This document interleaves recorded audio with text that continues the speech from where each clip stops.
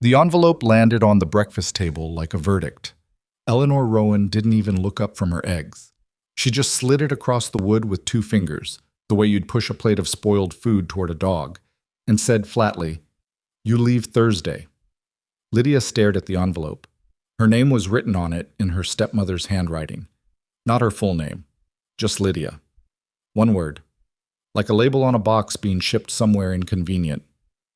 "Marry who?" she asked. Eleanor finally looked up, and what Lydia saw in her stepmother's eyes wasn't cruelty exactly. It was something colder than cruelty. It was relief. "Someone who won't be difficult about it," Eleanor said. "Someone who lives far enough away that it won't matter. If that moment hit you somewhere deep, stay with us. Subscribe to this channel and follow Lydia's story all the way to the end, because what happens next will shake you. Hit that like button, drop a comment telling us what city or country you're watching from. I want to see how far this story travels. Now let's go back to where it really began. The morning Lydia Rowan turned 26, nobody said anything. That wasn't unusual. Birthdays in the Rowan house had stopped being occasions somewhere around the time Lydia's father remarried, which was 7 years ago now, which felt like a lifetime ago now, which sometimes felt like the only life she'd ever known. She made breakfast for 4. She set the table. She poured the coffee and sliced the bread and made sure the eggs were done the way her stepsister Celeste liked them, soft in the middle, never runny, a particular preference that required actual attention. And then she sat at the far end of the table and ate what was left, which was not much, and nobody said happy birthday or good morning or really anything at all until her stepmother Eleanor pushed her chair back and said, without looking at her, "You've got flour on your face again." That was it. That was the birthday. Lydia wiped her face with the back of her hand and went to wash the dishes. She wasn't a woman who pitied herself. She wanted to make that clear, if only to herself, if only in the small interior monologue she kept running most of the time, because there was rarely anyone else to talk to. She didn't spend her evenings weeping into her pillow or writing melancholy letters to nobody. She was practical in the way that people become practical when they've had no other choice. Efficiently, without drama, without expecting the world to rearrange itself around her feelings. Her mother had died when Lydia was 9. She remembered her as a warmth more than a face now, a specific quality of attention, the way certain people can make you feel like the most important thing in the room without doing anything at all. Her father, Gerald Rowan, had grieved in the particular way of weak men, quickly, loudly, and then by marrying someone else. Eleanor had come with a daughter already, Celeste, who was 2 years younger than Lydia and had arrived in the house the way a small hurricane arrives, all noise and want and absolute certainty that the world owed her something spectacular. Eleanor wasn't a monster. Lydia had decided this early and stuck with it, because deciding people were monsters was a kind of laziness she couldn't afford. Eleanor was something more ordinary and more exhausting than a monster. Eleanor was a woman who had decided, from the very first week, that Lydia was an inconvenience to be managed, and she had managed her with the patient efficiency of someone tidying a cluttered room. Lydia stayed out of the way. She learned to make herself small. She took over the cooking, the cleaning, the mending, the errands. She became, without anyone officially deciding it, the household's unpaid domestic labor. And what was strange, what was the particular psychological bruise she carried quietly for years, was that this arrangement was never discussed. It simply was. As natural and unremarkable as furniture. She had tried once to go to college. She'd been accepted, a small teaching college 2 states over, nothing glamorous, but real. She'd told her father at dinner quietly the way she did everything. He'd looked at Eleanor. Eleanor had said, "We can't manage without you right now, Lydia. Maybe next year." Next year never came. Lydia put the acceptance letter in a box under her bed, where it lived alongside several other versions of her life that had been quietly canceled. She was 26 years old. She was not ugly. She'd spent enough time examining herself honestly in mirrors to know that. But she was not Celeste, who had Eleanor's narrow beauty and her mother's absolute confidence in that beauty, the kind of confidence that functions as its own gravitational field. Lydia had brown hair and gray eyes, and hands that were too rough from work, and a habit of saying exactly what she meant that people consistently mistook for coldness. She had her mother's cheekbones, she thought. On good days. She was washing the last of the breakfast dishes when her father appeared in the kitchen doorway. Gerald Rowan was not a large man, but he had learned to take up space in doorways, a kind of passive authority, standing with his arms crossed and his weight shifted back, as if he might leave at any moment and was only staying out of generosity. He was 53 and looked older, which Lydia suspected was less about age and more about the specific fatigue of being Gerald Rowan. "Come sit with us," he said. "In the parlor." Lydia dried her hands. "The dishes aren't—" "Leave them." That was the first signal. Gerald never told her to leave anything unfinished. He had spent 7 years carefully not noticing the labor she performed, which required its own effort. You had to pay a certain amount of attention to something in order to strategically ignore it. When he told her to leave the dishes, she felt something shift in her chest. Not fear exactly, more like the particular internal stillness that arrives just before you receive news you're not going to like. She followed him into the parlor. Eleanor was already seated. Celeste was perched on the arm of the sofa the way she always sat, technically in the room, technically present, but positioned as if she might take flight at any moment towards something more interesting. There was an envelope on the side table. Lydia noticed it immediately, the way you notice the only object in a room that doesn't belong. Nobody offered her a seat. She stood near the door. "We've arranged something," Eleanor said. Her hands were folded in her lap. She was looking at a spot approximately 6 inches above Lydia's left shoulder, which was her way of addressing someone she'd already dismissed. "For you, something good." "Good," Lydia repeated, because the word had landed strangely, because Eleanor did not say good about things that involved Lydia. "A marriage." The word sat there in the middle of the parlor like an object that had been dropped and nobody wanted to pick up. Lydia looked at her father.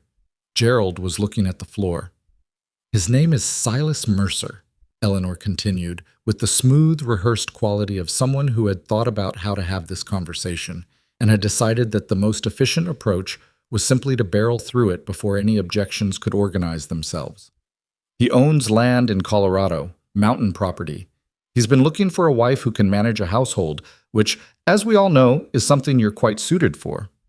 "You're selling me," Lydia said. "Don't be dramatic. You're describing a transaction. I'm describing an opportunity." Eleanor's voice was patient. That was the worst part.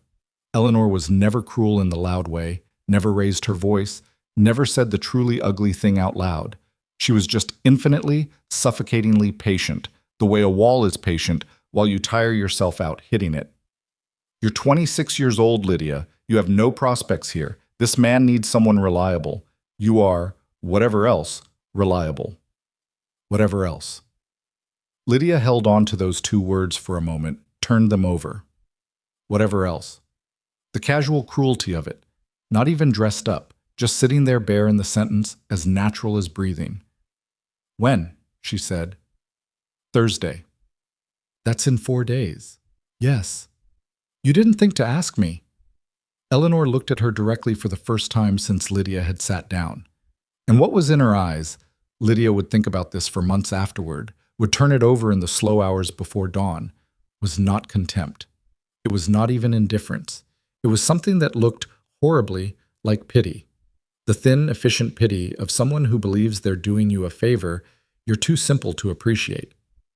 "Would asking have changed anything?" Eleanor said. Lydia didn't answer, because the honest answer was probably not. Probably she would have argued and lost, the way she always argued and lost in this house. The way her protest dissolved the moment they hit the wall of Eleanor's patient, unassailable certainty. Probably nothing would have changed, but the not asking was the thing. The not asking was the part that made her jaw go tight, and her hands close at her sides, and her voice go very quiet and controlled, which was what happened to Lydia when she was most angry. She didn't get loud, she got quiet, in the particular way of very still water just before it moves. "What does he know about me?" she asked. Eleanor glanced at Gerald. Gerald continued examining the floor. "He knows you're hard-working," Eleanor said, "and that you're not complicated." Not complicated. He asked for someone sensible, someone who wouldn't cause problems. Celeste, from her perch on the sofa arm, made a small sound. When Lydia looked at her, Celeste was examining her own fingernails with absolute concentration, which was Celeste's way of being somewhere else without the inconvenience of actually leaving. But there had been something in that small sound, a suppressed amusement, a thing Celeste found privately funny that she was too aware of the room to let out fully. Something cold moved through Lydia's stomach. "What else?" she said. "That's enough." "What else did you tell him?" Eleanor's patience flickered. Just for a second, a tightening around the eyes, the faintest compression of the mouth, before it smoothed out again. "We told him you're plain. He didn't seem to mind." The room was very quiet. Plain.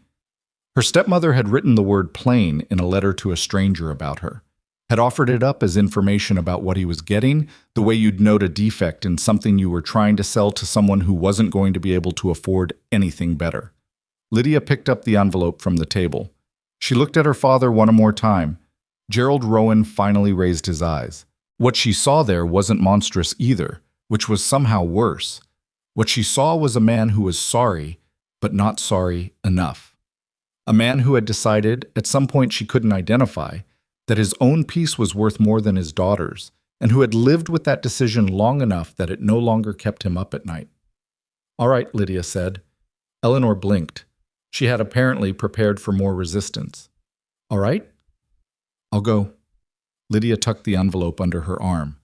"But I'm going because I choose to, not because you're sending me." Nobody said anything to that. It was a small distinction, and they all knew it, and Lydia knew it too. But she held it anyway, that small distinction, the way you hold on to the edge of something when everything else is moving. She went upstairs and began to pack. She didn't have much. 3 dresses she'd made herself, 2 of them practical, and 1 she'd kept for no particular reason, except that the fabric was a blue-green color that reminded her of her mother's eyes. A box of books. She had to leave most of them, took only 4, chose them the way someone chooses what to carry when they know they're walking a long way. A small photograph of her mother from before the illness, when she'd been young and laughing at something outside the frame. She packed efficiently, without ceremony, the way she did everything. But when she sat on the edge of her narrow bed in the late afternoon and looked around the room, the low ceiling, the single window with its view of the backyard, the shelf she'd built herself out of scrap wood because she'd needed somewhere to put the books, and nobody was going to build one for her. Something in her chest constricted. This room was not a good room. It was small and cold in winter, and the window didn't close all the way, and there was a water stain on the ceiling shaped like a hand. But it was the room she'd had since she was 9 years old. It was the room where she'd cried herself out after her mother's funeral, and where she'd read herself into other worlds when this one was too much, and where she'd made, in the particular privacy of her own mind, most of the decisions about who she was going to be. She was not going to cry about leaving it. She pressed her palms flat on her thighs and breathed through her nose and looked at the water stain on the ceiling, that odd, reaching shape, and told herself firmly that rooms were just rooms, that the self you built in a room traveled with you when you left. She mostly believed it. The next 3 days passed in a specific kind of suspended silence. Eleanor was efficient and careful around her, which was more unsettling than cruelty would have been. Gerald avoided her with practiced expertise.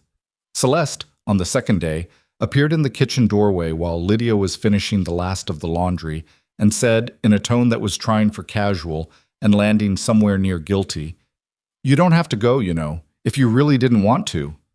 Lydia looked at her. Celeste's gaze slid sideways. "I mean, probably." "What do you know about it, Celeste?" A pause, long enough to mean something. "Only that it's not—" She stopped, pressed her lips together.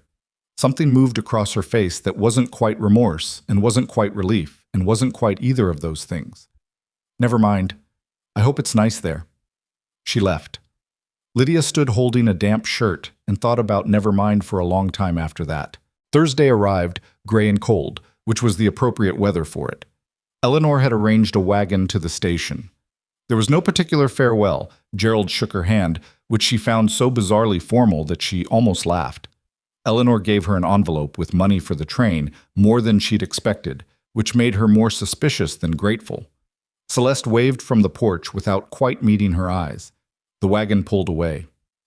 Lydia did not look back. She'd decided that in advance.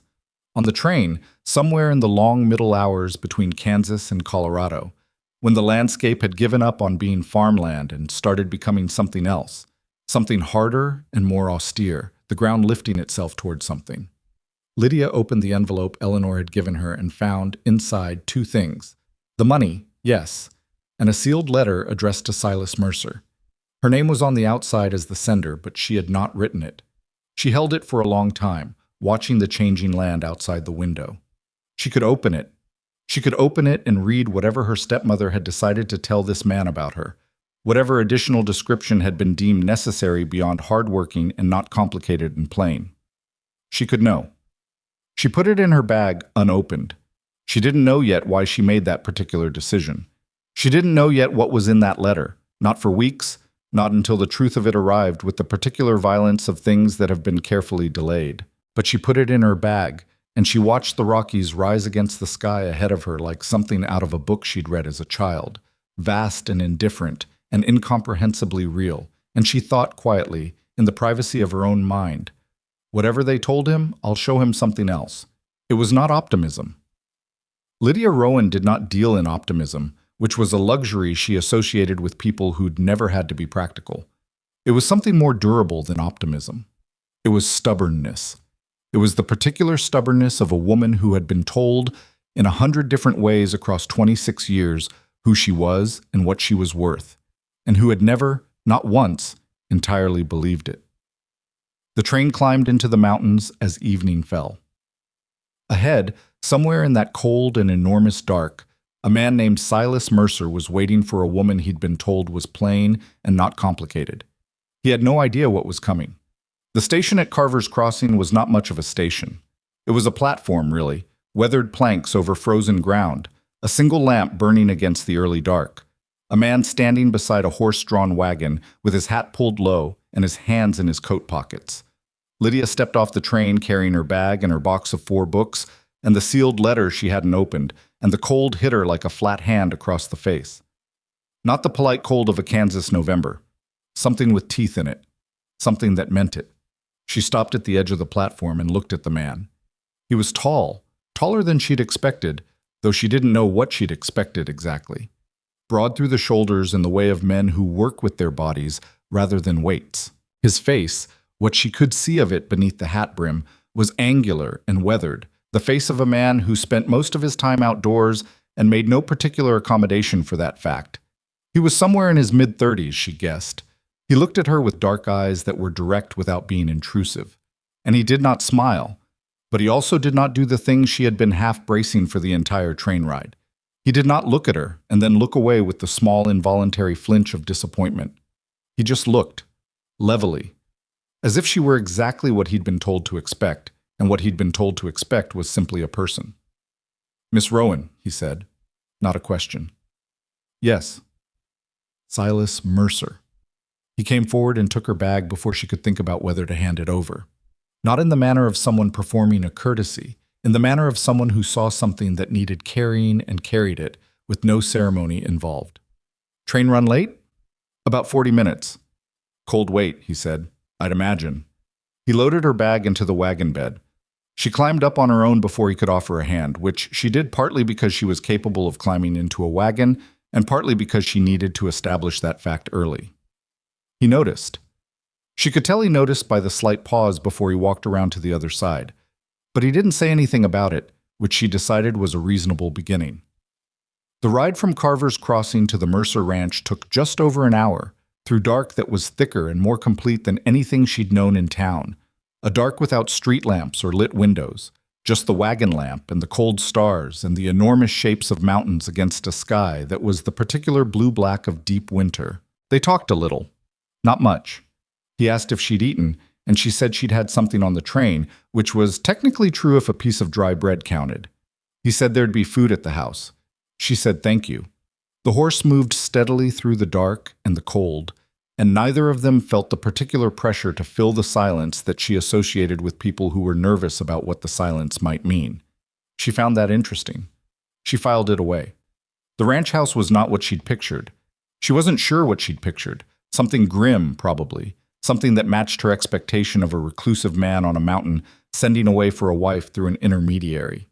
But what she saw, when the wagon pulled through the gate and the lamp caught the outlines of it, was a house that was simply tired. Not neglected. There was a difference, and she knew it. The fence line was maintained. The yard was clear.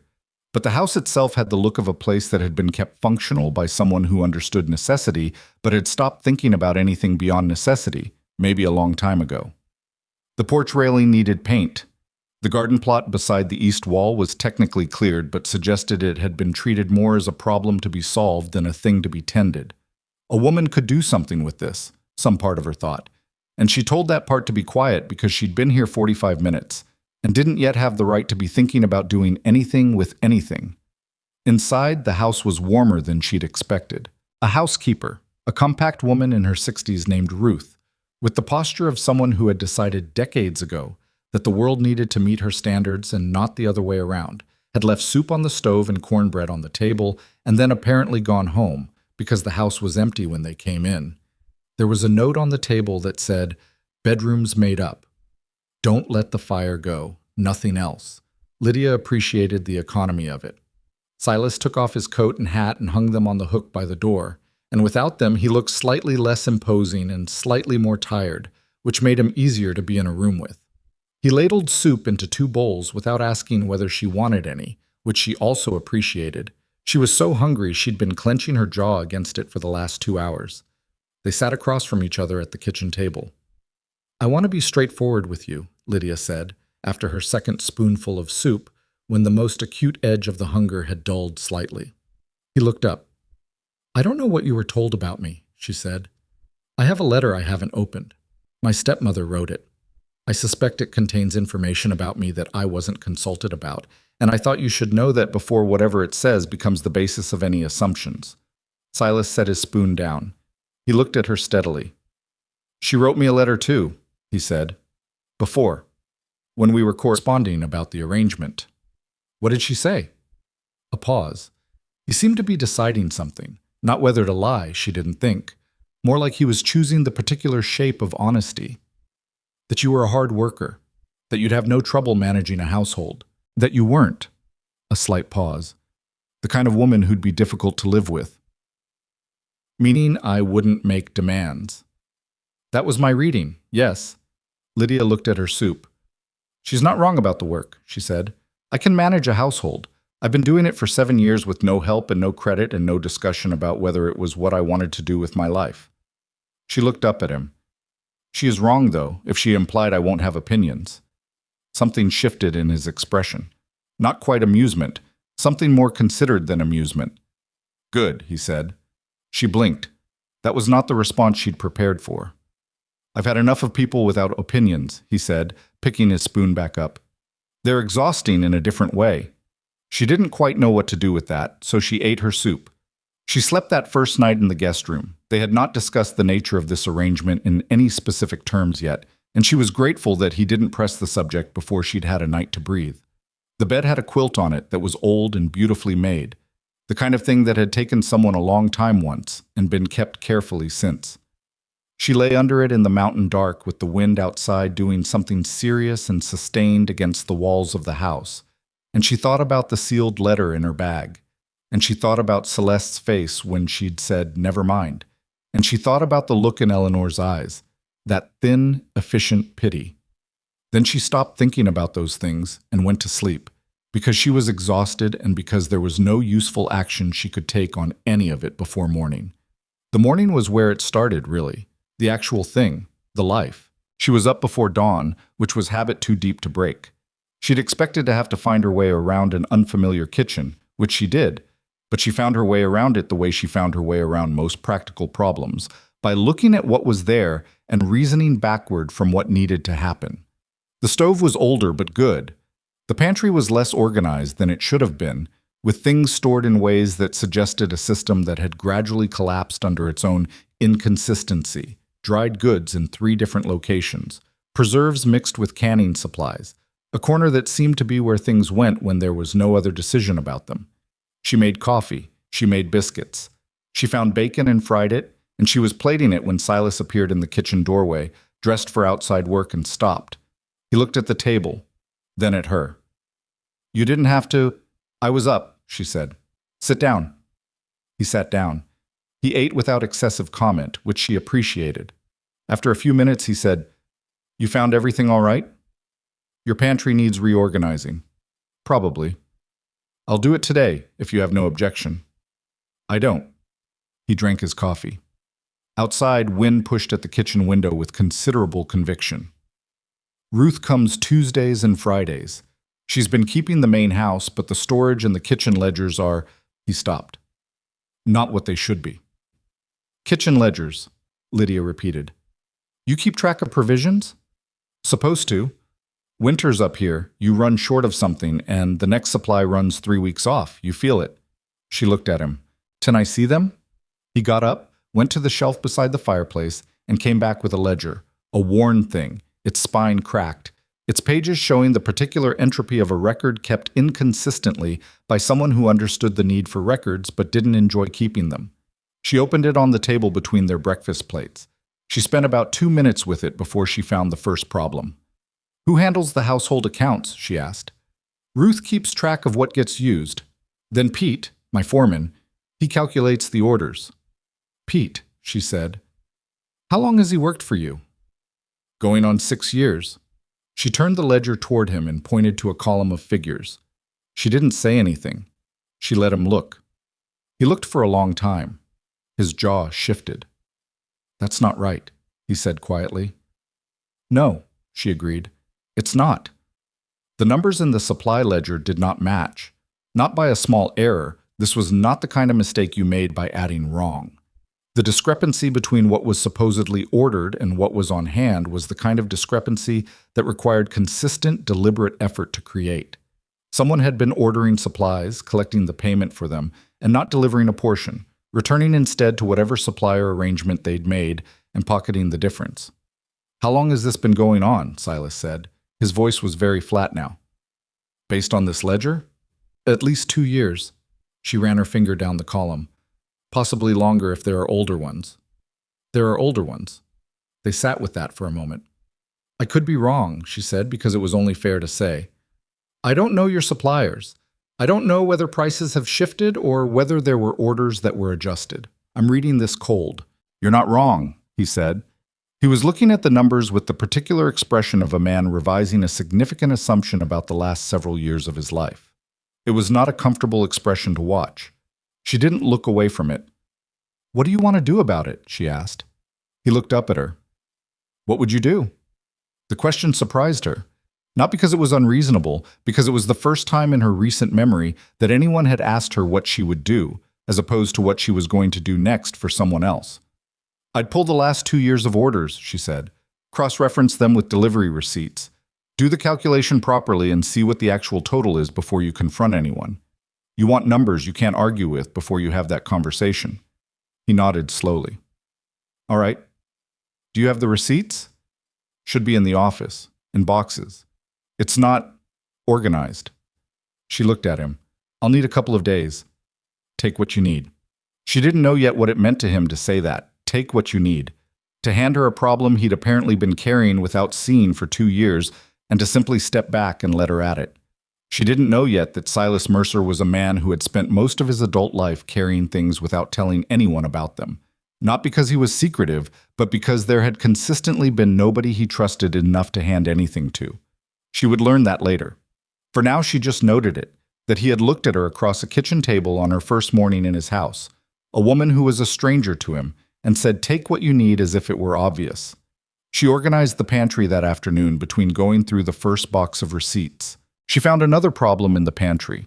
Not theft this time, but simple bad management. Food stored incorrectly was spoiling faster than it should. She fixed it, working quietly and efficiently in the way she always worked.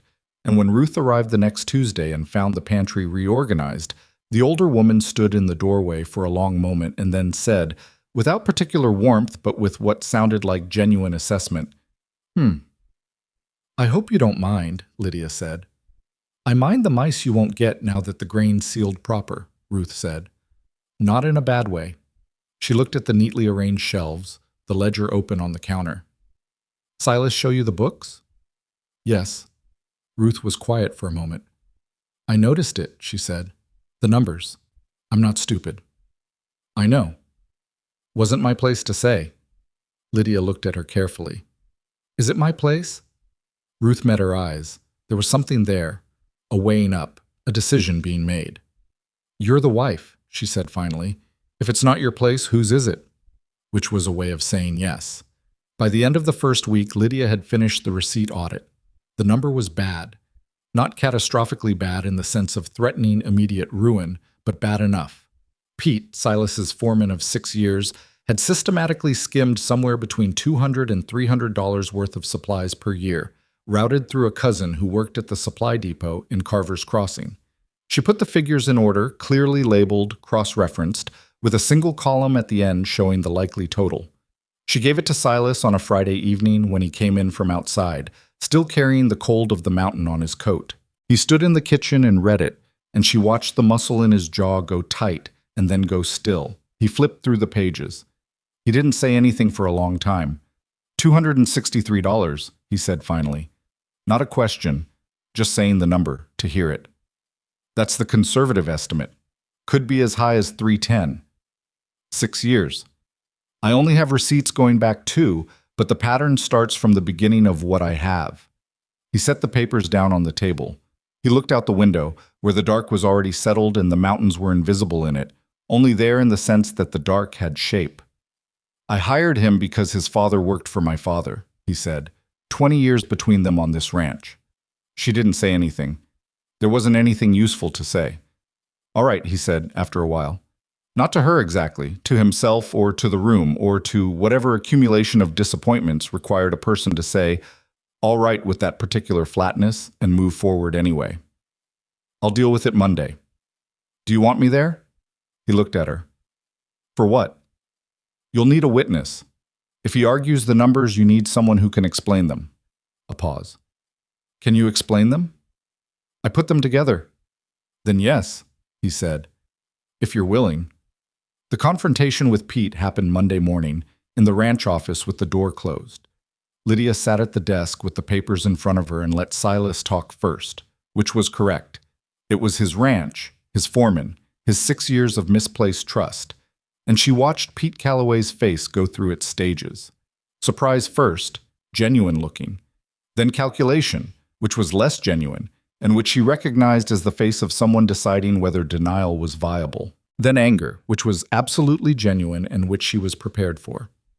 She did this, Pete said, and she had a quality to it that she was familiar with, the particular dismissiveness applied to women who identified inconvenient facts. She's been here a week and she's... The numbers are the numbers, Pete, Silas said. She could have what? Lydia said. Not loudly, flatly. Manufactured 6 months of delivery receipts from a depot. I'd never heard of before. Thursday? Gone back and altered the handwriting on invoices from 1887? She pushed the cross-reference across the desk. Tell me which figure is wrong. Pete looked at the paper. He didn't touch it. Tell me one number that's wrong, she said. He didn't answer. It took another 40 minutes and Pete's initial insistence on several outraged framings of the situation. She'd misread it. She didn't understand how mountain provisioning worked. She was making assumptions before the thing collapsed under its own weight, which things built on inaccurate foundations tend to do when someone patient and specific keeps applying pressure to the actual figures. Pete left the ranch that afternoon with what Silas had agreed was the last month's wages and nothing else. Standing on the porch after the wagon carrying Pete's things disappeared around the bend, Silas said, You've done that before. Done what? Sat in a room with someone who was wrong and didn't panic about it. She thought about it. I've spent a lot of time being told I was wrong about things I knew I was right about, she said. It teaches you to stay quiet and specific. He was quiet for a moment.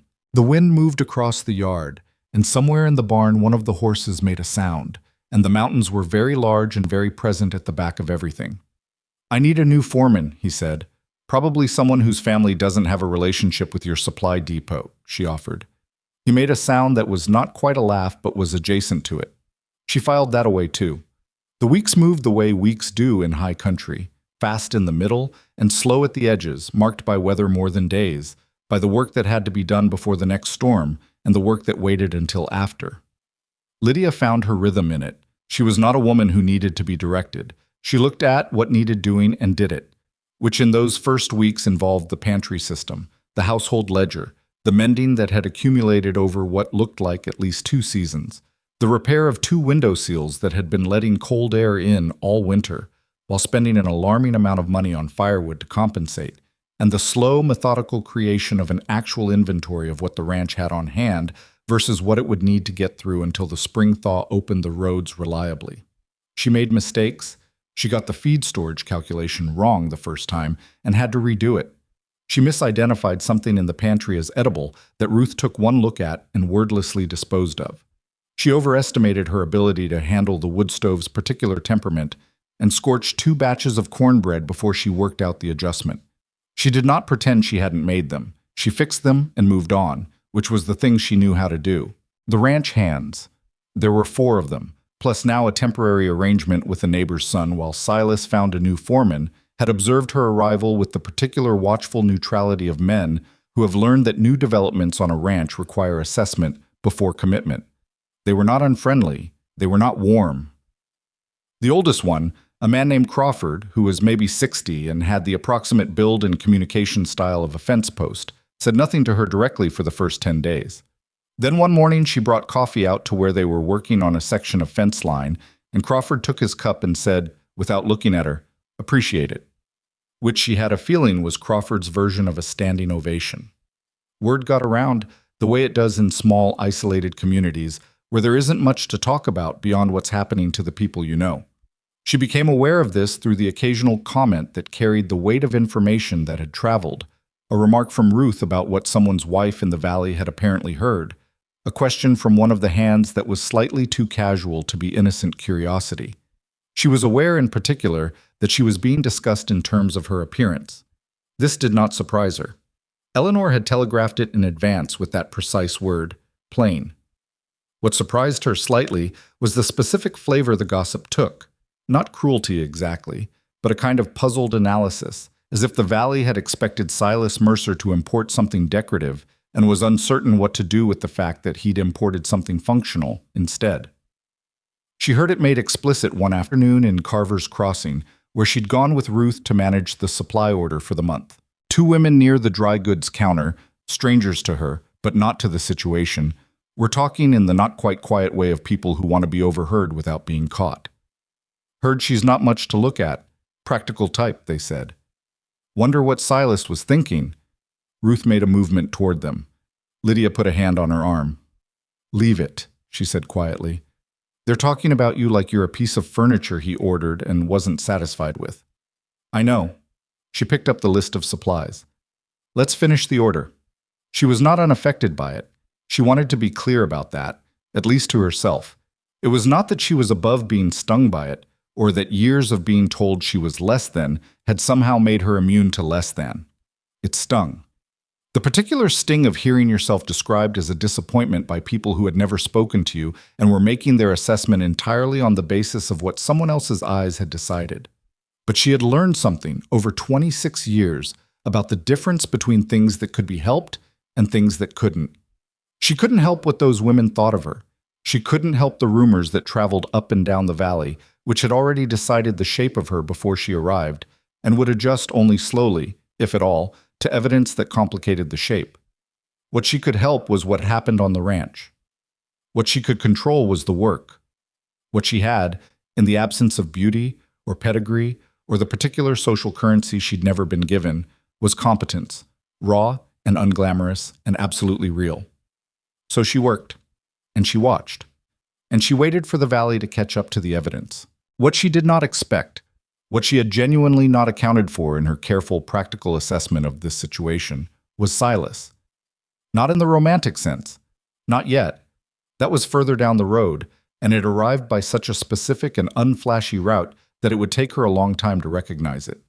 What she hadn't accounted for was the particular texture of his attention.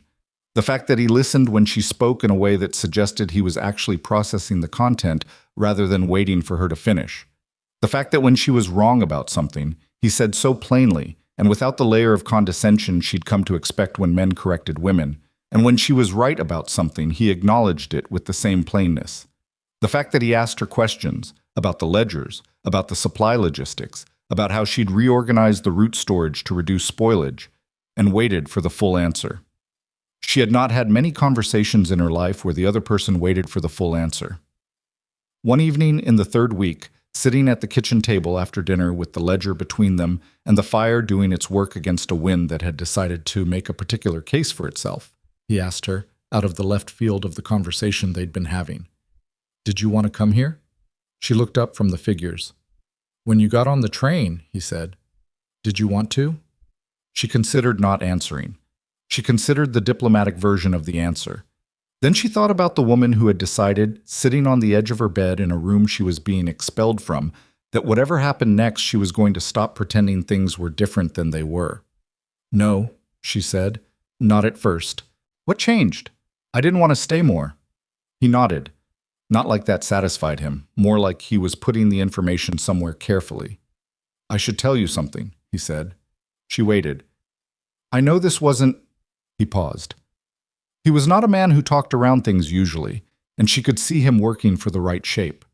"I know the arrangement was your family's idea, not yours. And I know there's a difference between agreeing to something and wanting it." "Yes," she said. "There is. I want you to know that if you're unhappy here, if this isn't working for you, I'm not going to hold you to something that was forced on you." She looked at him for a long moment. The fire, the wind, the ledger with its careful columns of figures, the mountains outside being enormous and indifferent and real. "I'm not unhappy," she said. "No? I haven't had enough of not unhappy to mistake it for something else," she said. "But no." He looked at her with those direct, unhurried eyes, and she felt the strange, slightly precarious sensation of being seen, not evaluated, not assessed for usefulness or adequacy, not measured against some standard she hadn't been told about, just seen. "Good," he said, for the second time since she'd arrived, and for the second time she didn't quite know what to do with it. The winter deepened. The snow came in earnest, and the ranch pulled inward the way all things do under weight, compact, focused, conserving. The days were shorter, and the work was harder, and there was a specific intimacy to being in an enclosed space with someone through genuine cold, the way hardship strips away the decorative parts of people and you start to see what's actually there. What was there, in Silas Mercer, was more complicated than she'd initially read. He was not a simple man. He was quiet in the way of people who have a great deal happening internally and have decided, for various historical reasons, not to share most of it. There was something in him that had been contracted, pulled in, made smaller, not by weakness, but by some specific old wound that she didn't yet know the shape of. He had the look, sometimes, in unguarded moments, of a man who had stopped expecting things to work out and had made a workable peace with that, which was not the same thing as actually being at peace. She recognized it. She'd worn it herself for years. She didn't say any of this. It was too early, and she was not a woman who spoke before she was certain of her ground. But she filed it, carefully, in the place she kept the things that mattered. It was in the 5th week, 5 weeks since she'd stepped off that train at Carver's Crossing with her bag and her 4 books and the unopened letter, that 3 things happened in close enough succession that she would later think of them as one thing. The first was that Crawford, the taciturn fence post of a ranch hand, asked her opinion about the spring pasture rotation while Silas was out checking on a sick horse. Not her opinion as relayed through someone else. Her opinion, directly, standing in the barn doorway with his hat in his hands like he was talking to someone whose answer he intended to act on. The second was that Ruth, arriving on a Tuesday, set down her coat and said without preamble, "The Hensley Ranch women want to know if you'll come to the quilting circle next month." And when Lydia looked at her in some surprise, Ruth said, "Word travels. Not all of it bad." And the third was that she opened the letter. She didn't plan to. She'd had it in her bag for 5 weeks and had moved it from bag to drawer without deciding what to do about it. And then one evening, while Silas was in the office working on the accounts, and the house was quiet, she was looking for something in the drawer and her hand found it, and this time she didn't put it back. She took it to the kitchen table and opened it and read it. It was 2 pages in Eleanor's handwriting, and the first page was what she'd expected. The description of Lydia as capable and manageable and unlikely to be a problem. But the second page was something else. It was something so specific and so deliberately placed that she had to read it 3 times before the full shape of it became clear.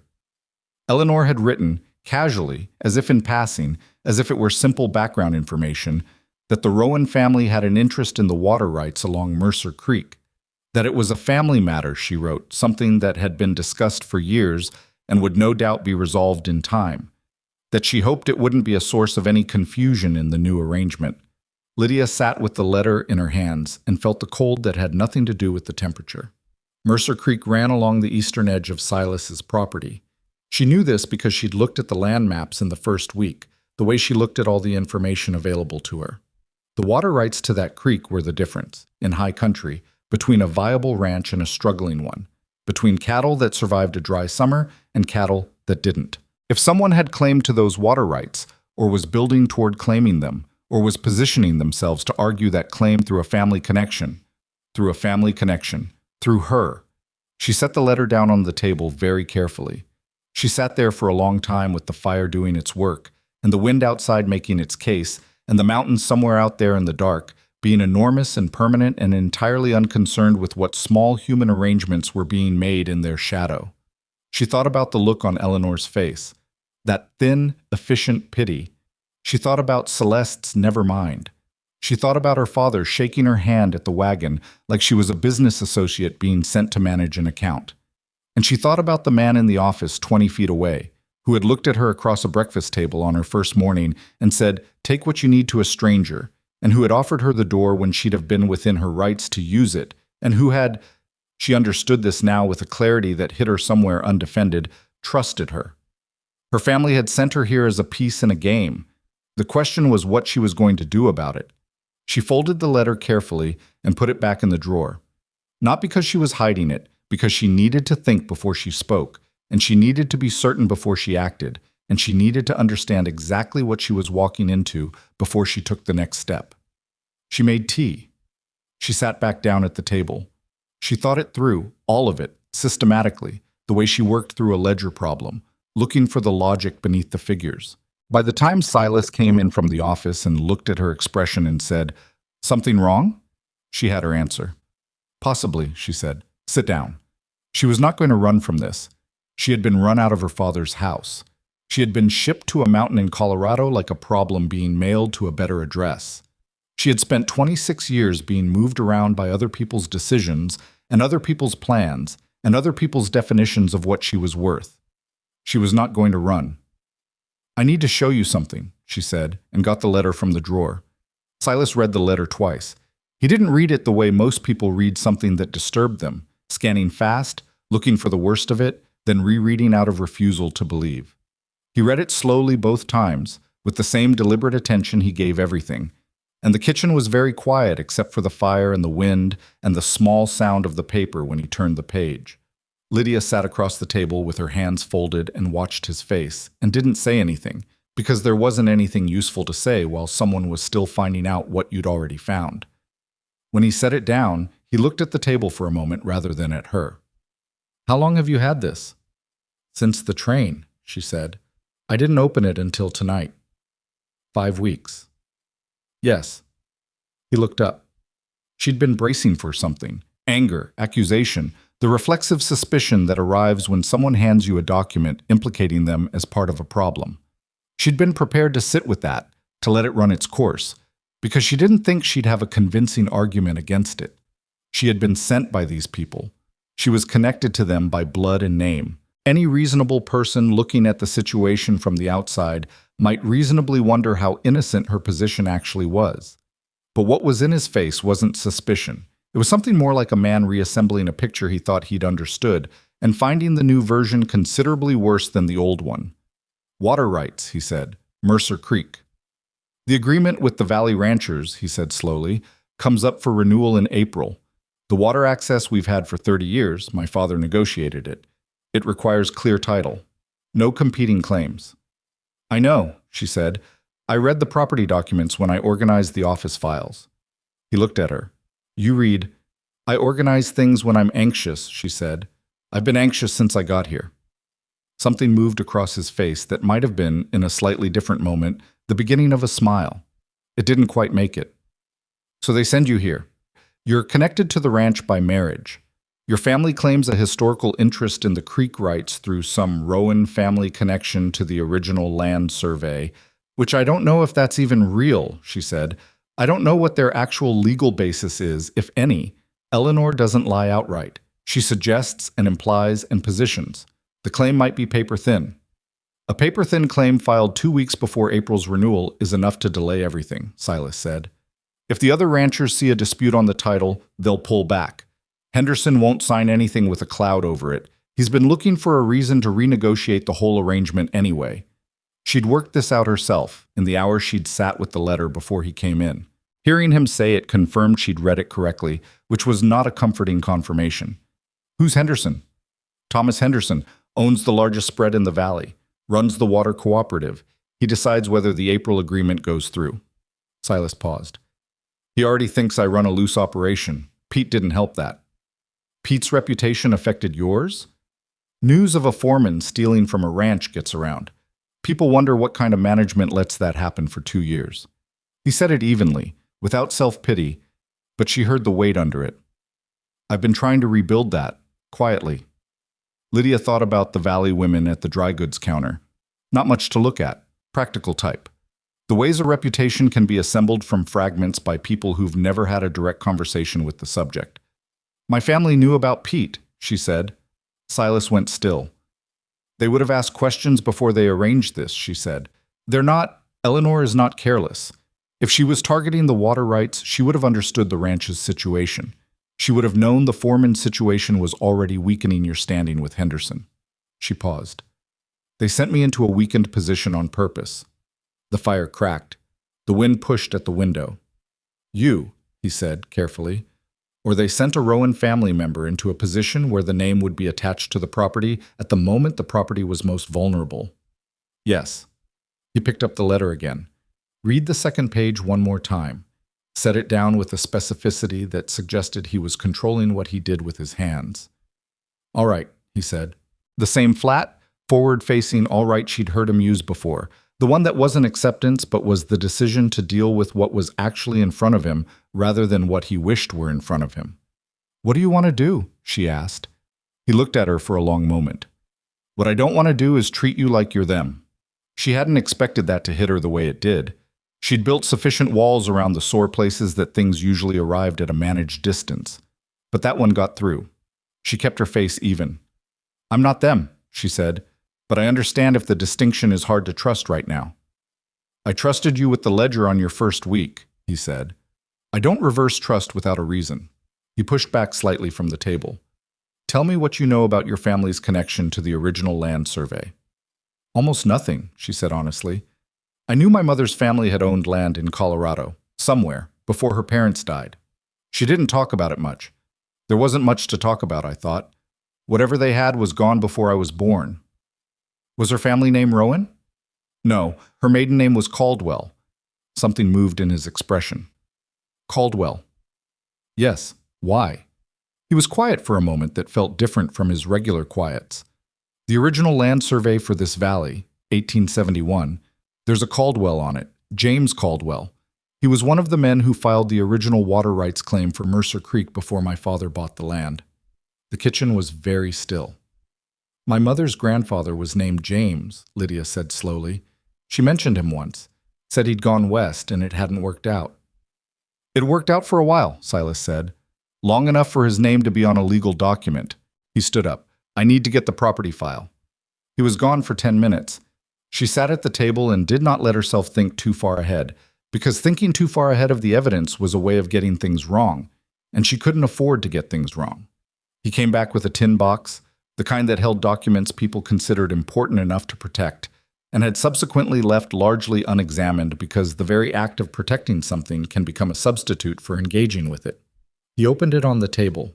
Inside were folded papers, some of them old enough that the folds had become creases, and the creases had become something close to fragility. He found it near the bottom, unfolded it carefully on the table between them.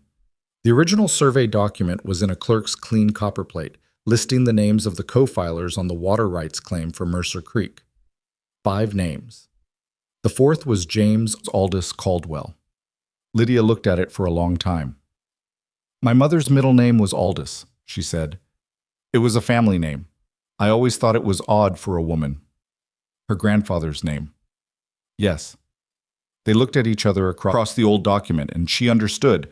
with the particular clarity that arrives not as a flash but as a slow, cold opening, like a wound you didn't feel make itself. The full architecture of what Eleanor had built. Eleanor must have found this, or Gerald had, and told Eleanor. Somewhere in the papers that came with her mother's death, or in some record someone had pulled, or in a conversation with someone in Colorado who knew the history, they had found the connection. They had found that Lydia's mother was the granddaughter of one of the original water rights filers, and they had understood, with the legal patience of people who had been scheming long enough to learn patience, that this created a potential inheritance claim. A thin one, perhaps, an arguable one, but real enough to file, real enough to delay, real enough to weaponize at the exact moment it would do the most damage. And then they had married her to Silas Mercer. They didn't just want the water rights, she said. If they'd wanted to file a claim, they could have filed it without marrying me to anyone. A lawyer could make that argument. Yes, Silas said. They wanted me here because... She stopped, worked it through. Because a claim filed by a Rowan family lawyer is a stranger coming after something. A claim with a Rowan family daughter living on the property. A daughter who is, legally, part of the household now. Is a family matter, Silas said. It's internal. It's messier. It's harder for me to fight without looking like I'm fighting my own wife's family, which in a valley where reputation already matters too much looks. Like you're hiding something, she said, or bullying them. She sat back in her chair. The full shape of it was terrible in the way of things that have been built by intelligent, patient people over a long time with a specific goal. It had taken planning. It had taken the particular kind of cold intelligence that could look at a stepdaughter as a tool and think, what is she most useful for? They used me, she said. Not with heat, with the flat, specific articulation of something she needed to say out loud in order to fully know it. They used me because I was there and I was convenient and I was... She stopped. Expendable, Silas said quietly. Yes. The word sat between them. He didn't dress it up or soften it, and she was grateful for that, grateful in the particular way of people who have spent too long having unpleasant truths wrapped in consideration, as if the wrapping made the content different. What do you want to do about it? He asked. The same question she'd asked him returned. She looked at the survey document, at the old copper plate, at James Aldous Caldwell's name in a clerk's ink from 1871, sitting there across the years like a piece of evidence at its own trial. I want to know everything, she said, before they get here. You think they'll come? They sent the letter with me rather than by mail, she said. They didn't want a record of contact. They wanted me to deliver it without knowing I was delivering it, so that when the time came they could say... She paused. So they could say I was part of it, that I knew, that I carried the groundwork for them. Silas looked at her. I didn't, she said.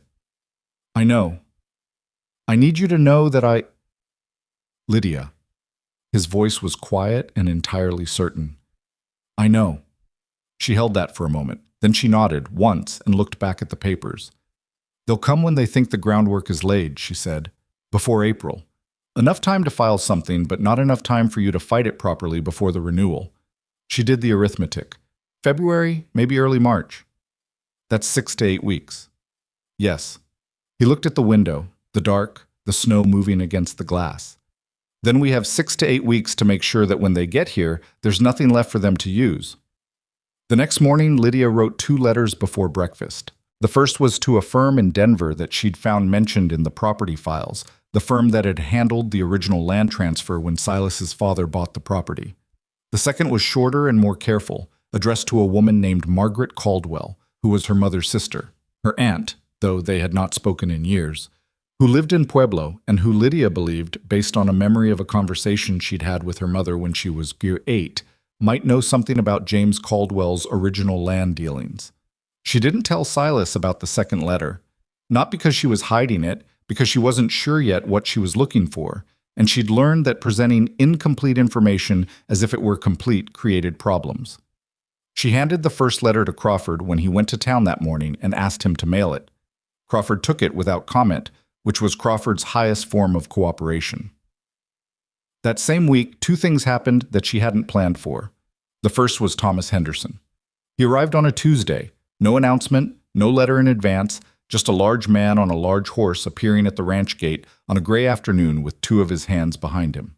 Lydia was in the yard when he arrived, working on the stuck latch of the feed storage door that had been frozen half open for 3 days and losing the ranch heat at a rate that irritated her specifically. She had her coat on, and her hair was not particularly composed, and she had a piece of frozen metal in her hand when Henderson rode up and looked down at her from his horse. I was a man who had decided somewhere in his 50s that his size and his money entitled him to a particular quality of deference, and had lived with that decision long enough that the expectation was now simply structural, built into how he occupied space. He looked at her the way a man looks at an obstacle he expects to move. "Silas Mercer's wife?" he said. "Yes." "He around?" "He's in the north pasture. I can send someone."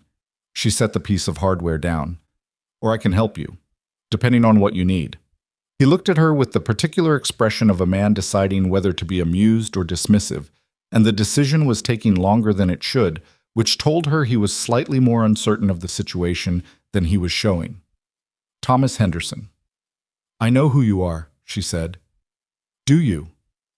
"You run the water cooperative. You're deciding whether to renew the Mercer Creek agreement in April."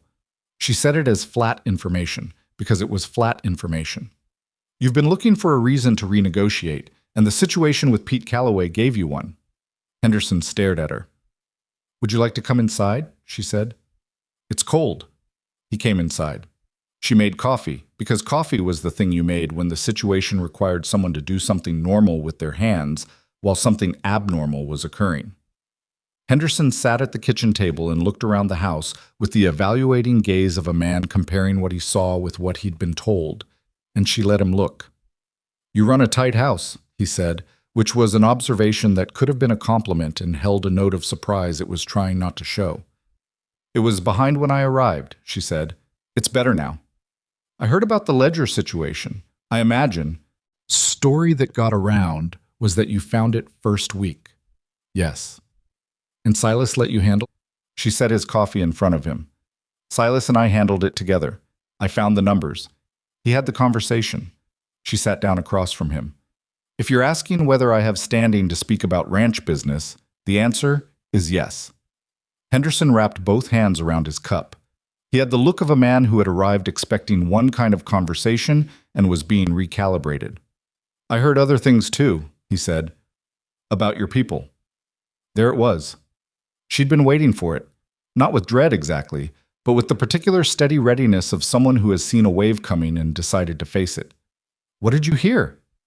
"That your family in Kansas has some kind of interest in the creek." "Where did you hear that?" A pause. "Letter came to my office. Anonymous." "Anonymous." She kept her face level. "When?" 2 weeks ago. 2 weeks ago, she had been here 6 weeks. Her family had jumped their own timeline, either impatient or worried she might do exactly what she was doing. "Mr. Henderson," she said, "my family sent that letter, and you should also know that I came here without knowing why, that I was used as a delivery mechanism for a scheme I wasn't told about. I found out 5 weeks ago, and I've been building the answer to it since." He stared at her. "That's a remarkable thing to say." "It's true. I can show you the letter they sent and the timeline of what I did after I read it." She looked at him steadily. "Or you can wait until they arrive, probably in the next month, and see their version first. Your choice." He looked at her for a long time. Henderson was not a stupid man. She'd understood that from the property files and from what Silas had told her about him, and she understood it now from the way he was sitting with what she'd said, not dismissing it, working it. "Why would you tell me this?" he said. "If your family's got a claim, and you're their family." "I'm Silas Mercer's wife," she said. "That was the arrangement they made. They should have thought about what it meant before they made it." Henderson was quiet. "The Mercer Creek agreement is 30 years old," she said. "It's worked. The valley depends on it. Renegotiating it because someone in Kansas sent you an anonymous letter about an 1871 survey document would be—" She paused, choosing. "A significant mistake. Big word from someone who just got here." "I'm good with numbers," she said. "That's not an opinion. It's what happens when you look at 30 years of water access records and calculate what a contested spring and summer would cost the cooperative. Do you want that calculation?" He blinked. Then he made a sound, a rough, surprised sound, that was recognizably a laugh. Not warm, exactly, but real. You always talk to people like this? No, she said. I'm much more careful. Henderson left 2 hours later when Silas came in from the pasture and found his wife and the most powerful rancher in the valley, sitting at the kitchen table with a map of the water rights system spread between them and a page of figures in Lydia's handwriting in Henderson's hands. Silas stood in the doorway for a moment and took in the scene with the measured expression of a man who had learned not to visibly react to the unexpected, which she was coming to recognize as one of his reliable qualities. Henderson stood and shook Silas's hand and said, in the way of men who communicate through understatement, "Capable woman you've got." "I know," Silas said.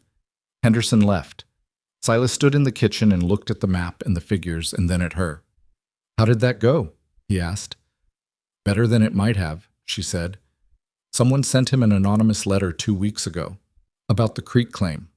His jaw tightened. "Your family?" "Probably. They're moving faster than I thought." "Did he believe you?" She considered. "He believed that I wasn't what he expected, which is a start." The second thing she hadn't planned for arrived 4 days later in the form of her Aunt Margaret's reply. The letter was short. Her aunt was not a woman who trusted paper with more than necessary, but what was in it was not short in its implications. Margaret Caldwell wrote that yes, she knew about James Caldwell's land claim.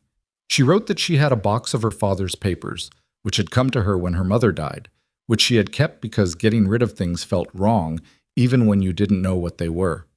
She wrote that she had looked through them after receiving Lydia's letter and found something. She wrote, "I found a deed of interest, Lydia.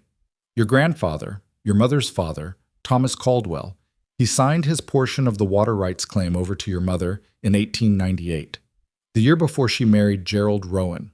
I don't know if it was ever filed properly, but his name is on it and hers is on it, and it looks legal to me, though. I'm no lawyer. I'll send it if you want it. Write back and tell me what to do." Lydia read the letter at the kitchen table with the afternoon light coming through the window and sat with what it meant. If Thomas Caldwell had signed his portion of the water rights interest to his daughter, then those rights had passed to her mother. And when her mother died without a will, she had died without a will. Lydia knew this, had always known this. Those rights would have passed to her mother's child. To Lydia. Not to Gerald Rowan. Not to Eleanor. Not to Celeste. To Lydia, as her mother's only blood heir. Eleanor had built the scheme on the assumption that the water rights claim ran through the Rowan family, through Gerald, through the family name.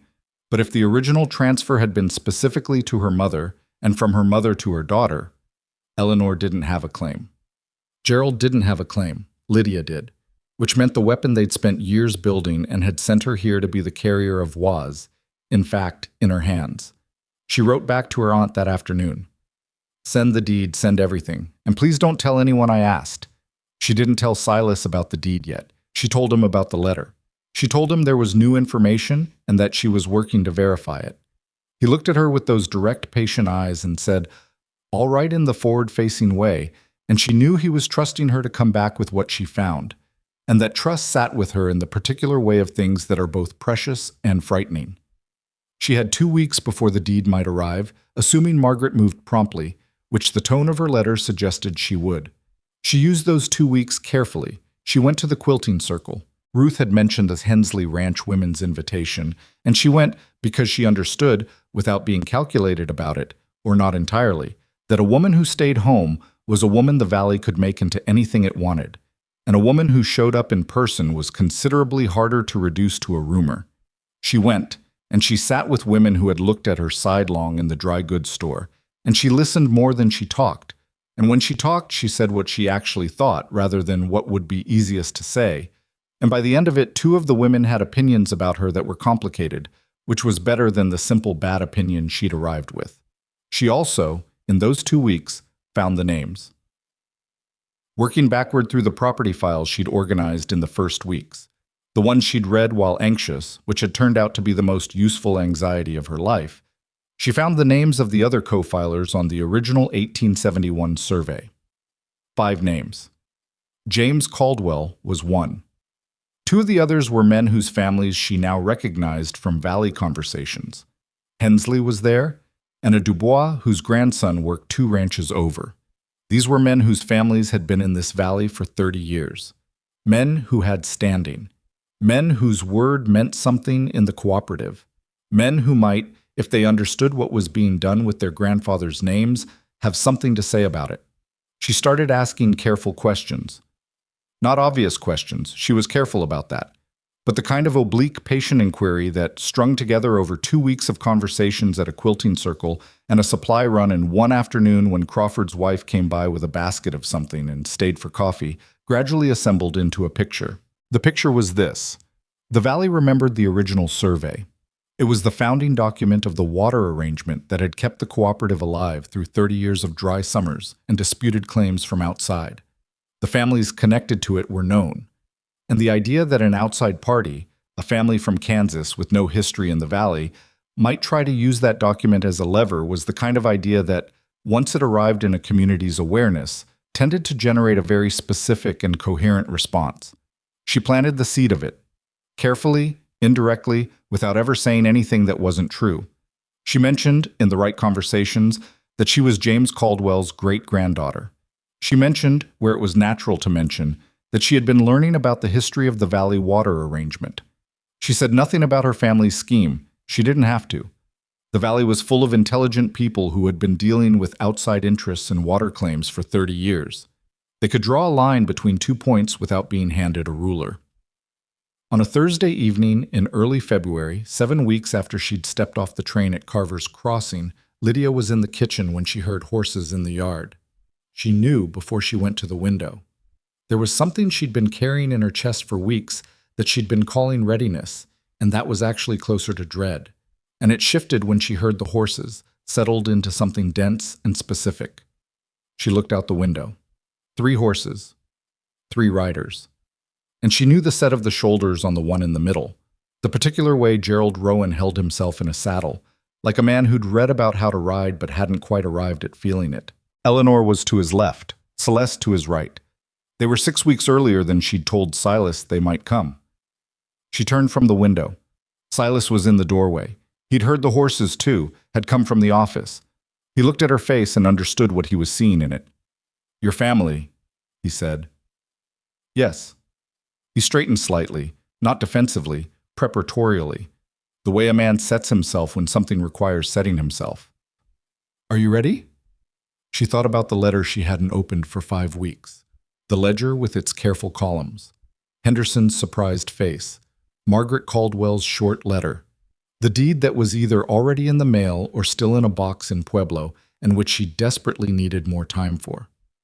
"No," she said honestly.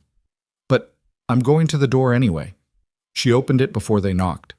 Eleanor was already halfway up the porch steps, which meant she'd intended to arrive with the authority of someone in motion. Having the door open before she knocked didn't stop her motion, but it shifted something in it. There was a fractional pause, an adjustment, the way you adjust when the terrain under your foot is not where you expected it. "Lydia," Eleanor said. Her voice was the same. That patient, managed warmth. The voice that wrapped management in the shape of affection. "You look well." "Eleanor," Lydia said. Her father appeared behind Eleanor.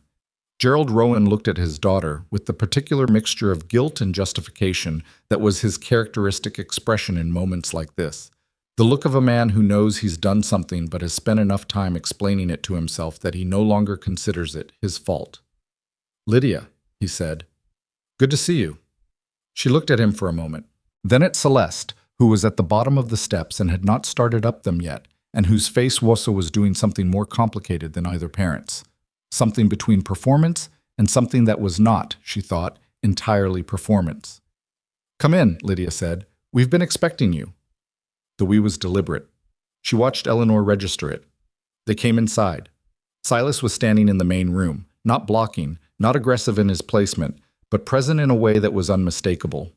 He was a large man in his own house, and he had a particular quality of stillness that took up more room than movement would have.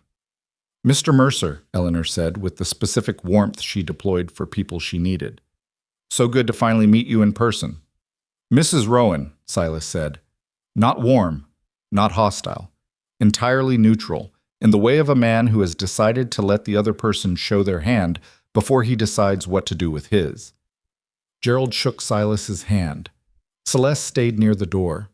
Eleanor looked around the house. Lydia watched her do it, the assessing sweep, the way she cataloged details, the way she cataloged everything, filing them for later use. Something in Eleanor's expression registered and then controlled surprise at what she saw. The house was not what the letter had implied she'd find. It was not the struggling, poorly managed operation of a reclusive man on a mountain. It was clean and ordered and organized, and it had the particular quality of a place where someone had been paying attention to it. "You've made it very nice," Eleanor said to Lydia, the compliment arriving like a flag being planted. "Sit down," Lydia said. They sat, all of them, around the main room, with the fire doing its work, and the afternoon light going thin outside, and the mountains being present in the particular way they were always present, vast and patient and entirely unconcerned with human arrangements. "I'll be direct," Eleanor said, "since we're all adults." "Please," Lydia said. "There's a legal matter involving the family's historical interest in Mercer Creek." "I know," Lydia said. Eleanor paused. "Which predates the current property arrangement and which we believe—" "I read your letter, Eleanor," Lydia said. "The one you sent with me. I read it 5 weeks ago." The room went quiet. Eleanor looked at her. That patient quality in her eyes shifted. Something under it moved, recalculated. "I see," she said, after a moment. "I also know about James Caldwell's name on the original survey," Lydia said, "and about the deed my grandfather signed over to my mother in 1898, which means I know that whatever you think the Rowan family's claim is, it doesn't actually run through the Rowan family." Gerald made a sound. Eleanor's expression didn't change, but something under it went very still in the way of things that are trying not to show what they're doing. "It runs through my mother," Lydia said, "which means it runs through me." "You are a Rowan. I am my mother's daughter," Lydia said, "which is a different thing." Celeste, from her chair near the door, looked at the floor. "We're family," Gerald said. The word landing with the particular hollow weight of something that had been deployed too many times for the wrong reasons. Whatever legal technicalities there might be. "You sent me here," Lydia said, "without telling me why.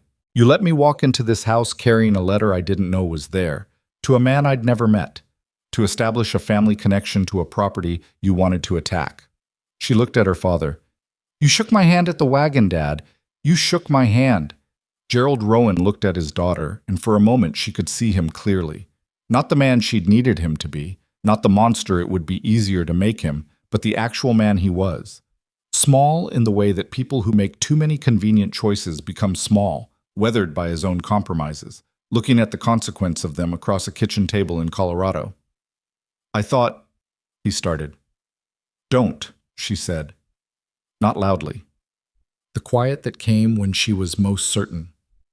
"Don't tell me what you thought it was." Eleanor had been very still through this. She was recalculating. Lydia could see it happening, the way you can see a chess player reassessing the board, and the recalculation was not finished yet. "Whatever the legal arrangement," Eleanor said carefully, "the claim is still viable through the family connection. You are part of this family, whatever the source of the inheritance. We can file together. It benefits everyone." "Does it?" Lydia said. "You'd have a legal interest in—" "I have a legal interest already," Lydia said. "One that doesn't require your involvement." Eleanor's patience, which was the most formidable thing about her, showed its first real crack. "You're being foolish," she said. "You don't know how to—" "Eleanor!" Silas's voice was quiet and entirely even, and it stopped the room completely.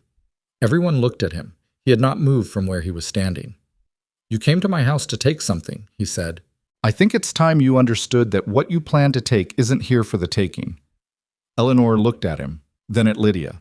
And Lydia looked back at her stepmother with 7 weeks of mountain winters and ledger work and kitchen tables and careful conversations, and the deed in a box in Pueblo that was coming, that was on its way, and thought, "You should have asked what I was suited for before you decided how to use me." "I think," Lydia said, "you should stay tonight. It's too cold to ride back before dark." She stood up. "But tomorrow morning, you're going to tell me everything, all of it, every piece of it." She looked at Gerald. "And then we're going to decide what happens next." Celeste looked up from the floor. Her eyes met Lydia's. And what was there in Celeste's eyes was something Lydia had been waiting for without knowing she was waiting.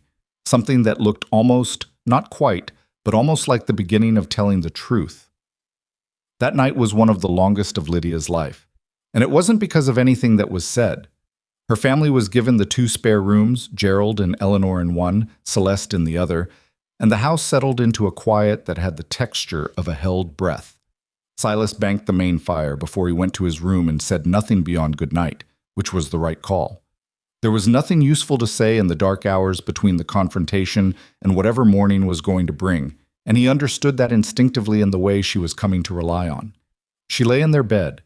She had been sharing it for 3 weeks now, a thing that had arrived gradually and without ceremony, the way most honest things between 2 people arrive, and listened to the windwork at the mountain and thought about Celeste's eyes. That look, the beginning of something. She'd been turning it over since dinner, which had been an exercise in civilized tension that she'd managed by making a meal substantial enough to require attention and keeping the conversation surface level and practical. Eleanor had been smooth and watchful. Gerald had eaten with the focused energy of a man grateful for something to do with his hands. Celeste had said almost nothing, which was unusual enough that Lydia had tracked it. Celeste was not a quiet person. She had come into Lydia's life at 14 as a small hurricane, and she had remained at 24 a woman who filled rooms with sound and movement and the constant performance of herself. Silence from Celeste meant something was being suppressed.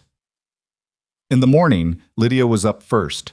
She made coffee and stood at the kitchen window and watched the early light come over the mountains, that particular high country dawn that arrived not gradually but in stages, like a decision being made in increments, and she organized what she knew. Eleanor's scheme was sophisticated but not airtight. It depended on several things: the speed of filing, the appearance of a unified family claim, the disruption to the April water renewal, and the assumption that Lydia either didn't know or couldn't act independently. 3 of those 4 had already been disrupted. The 4th, the filing, was the one she had to watch. She heard footsteps on the stairs. Not Eleanor's measured tread, not Gerald's heavier one. Lighter, more hesitant. Celeste appeared in the kitchen doorway in a borrowed wrapper, her hair down, without the armor of her usual self-presentation. And she looked younger than 24 and considerably less certain than she generally allowed herself to appear. "Is there coffee?" she said. "Yes?" Celeste came in and sat down at the table. Not the end where Eleanor sat or the chair across from Silas, but the side, the one that was slightly removed from the main axis of things, which Lydia noted without commenting on. She poured her a cup and sat down across from her. They looked at each other. "How long did you know?" Lydia asked. She kept her voice even from this conversation, which meant she needed to listen more than she spoke. Celeste wrapped both hands around the cup. "The plan, or about why they were sending me here?" A pause. Celeste had the specific discomfort of someone who has been rehearsing honesty and finds, at the moment of delivery, that it's harder than it looked in rehearsal. 6 months before you left," she said. "About 6 months." Lydia sat with that. 6 months of knowing that her stepsister was being used as a piece in her mother's scheme and saying never mind at the kitchen door. "I didn't think it would—" Celeste stopped, tried again. "Mother said it was a good match, that you'd be better off, that the ranch was solid and you'd have your own—" "Celeste." "I know," Celeste said quietly. "The kind of I know that has been sitting somewhere uncomfortable for a long time. I know that's what she told herself, not what it was." "What was it?" Celeste looked at her coffee. "She found the survey document 2 years ago. Father had a box of your mother's things, letters, papers. Mother went through it. She found James Caldwell's name, and she worked backward until she understood what it meant." A pause. "She's very thorough." "I know," Lydia said. "She brought in a lawyer, someone in Topeka, who specializes in land claims. He told her the claim was arguable, but not strong on its own, that it would need to be attached to someone with standing, someone who could say they were acting as the family's representative, someone who was already connected to the property." Celeste's jaw tightened. "Someone who was already living there. Me. You. And marrying me to Silas created that connection." "Yes." Lydia looked at her stepsister, at the face she'd known for 17 years, which had been at various points infuriating and careless, and occasionally, when Celeste wasn't paying attention to herself, genuinely kind. She thought about the kitchen door and never mind. She thought about the wave from the porch that hadn't quite met her eyes. "Why are you telling me this now?" she said. Celeste looked up. Something in her face was stripped of its usual performance, and underneath was something rawer and less comfortable. "Because last night, when you looked at Mother and said what you said about being your mother's daughter," she stopped. "I thought about who my mother is, and I thought that if I were sitting at a table in 10 years and someone asked me why I'd stayed quiet." She stopped again, pressed her lips together. "I don't want to be someone who stayed quiet." It wasn't a complete redemption. Lydia wasn't built for complete redemptions. They required a suspension of the specific memory that she found she couldn't quite manage. Not in this kitchen, not with the coffee still hot.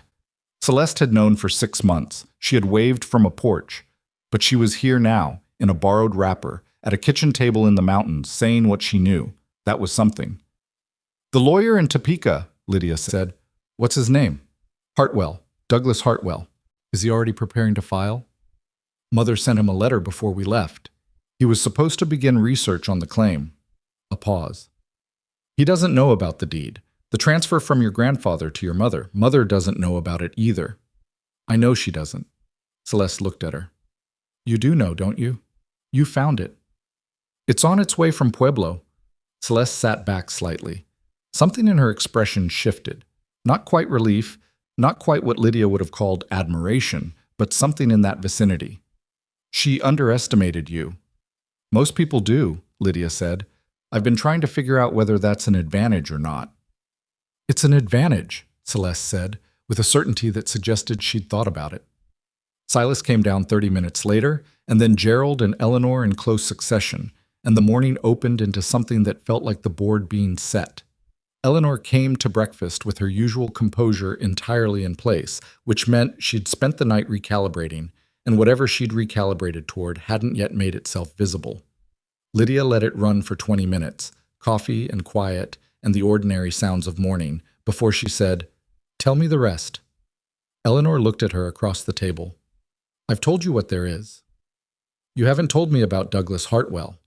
The briefest pause, controlled, almost invisible. "I don't know what, Mother." Celeste's voice was quiet and flat and final. Eleanor turned to look at her daughter with an expression that contained a considerable number of things being held in check. "Stop," Celeste said. The words sat in the room like something heavy set down. Gerald looked at his wife, then at his daughter from his first marriage, then at the table. How was a man being shown, in real time, the shape of what he'd built, and the shape was not what he'd told himself it was. "There's a lawyer preparing a claim," Lydia said.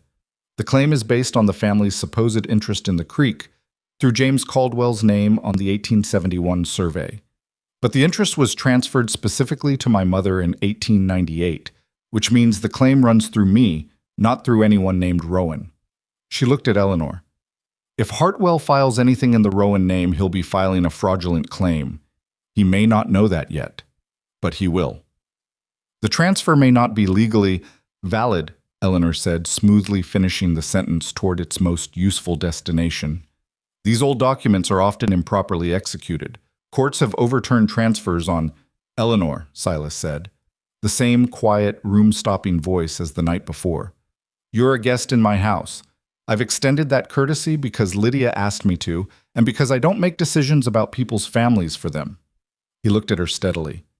"But I'll tell you plainly that I've had one person in my life already who thought they could work this ranch around me rather than with me, and that situation resolved itself in a way that cost him considerably more than he expected. He wasn't loud. He wasn't threatening.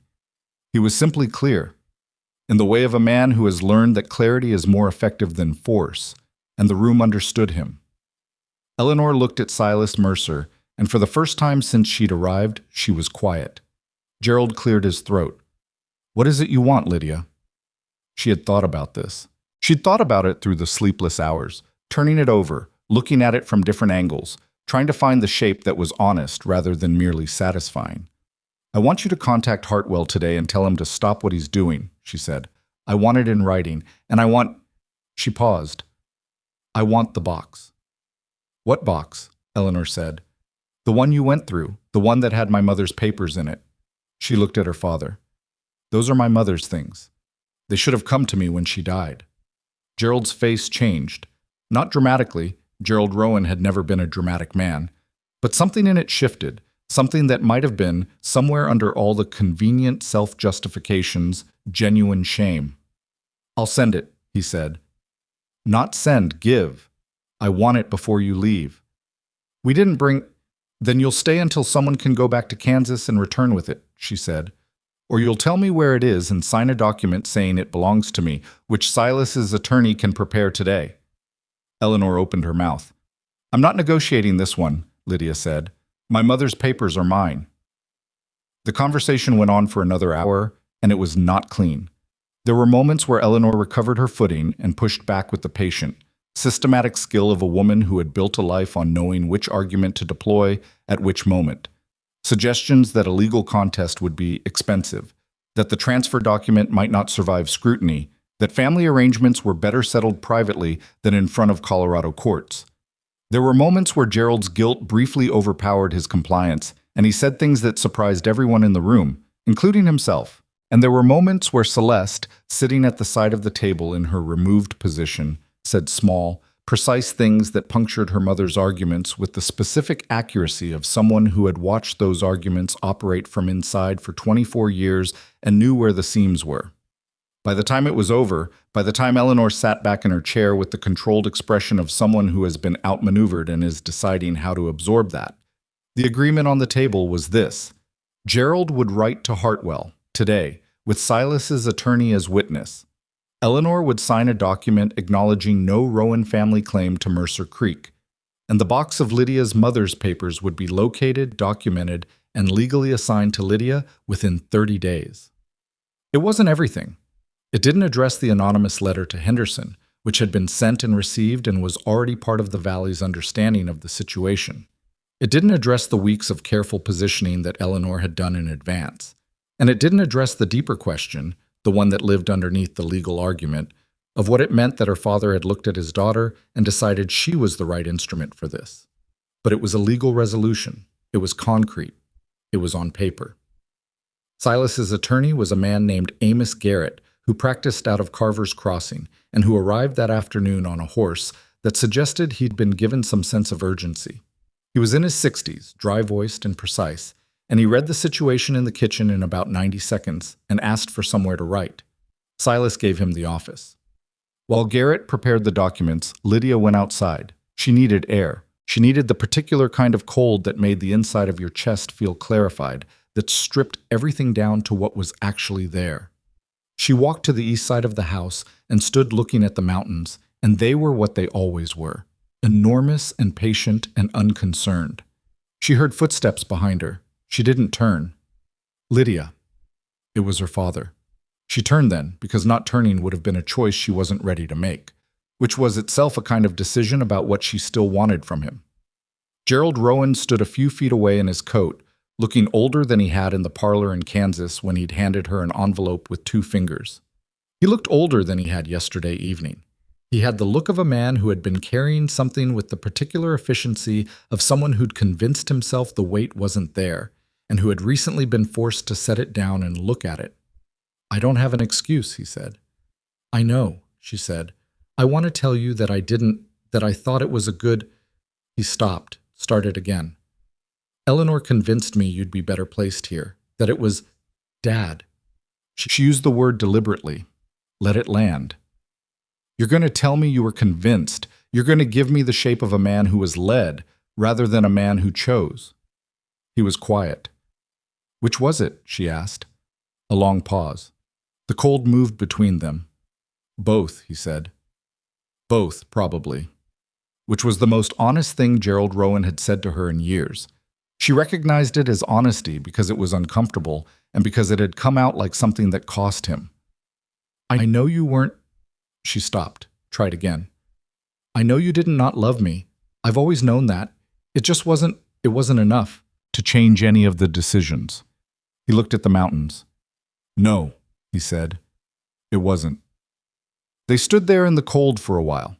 Not reconciled. She wasn't going to pretend that a conversation in a snowy yard resolved 17 years of managed absence, and she didn't think he was asking her to.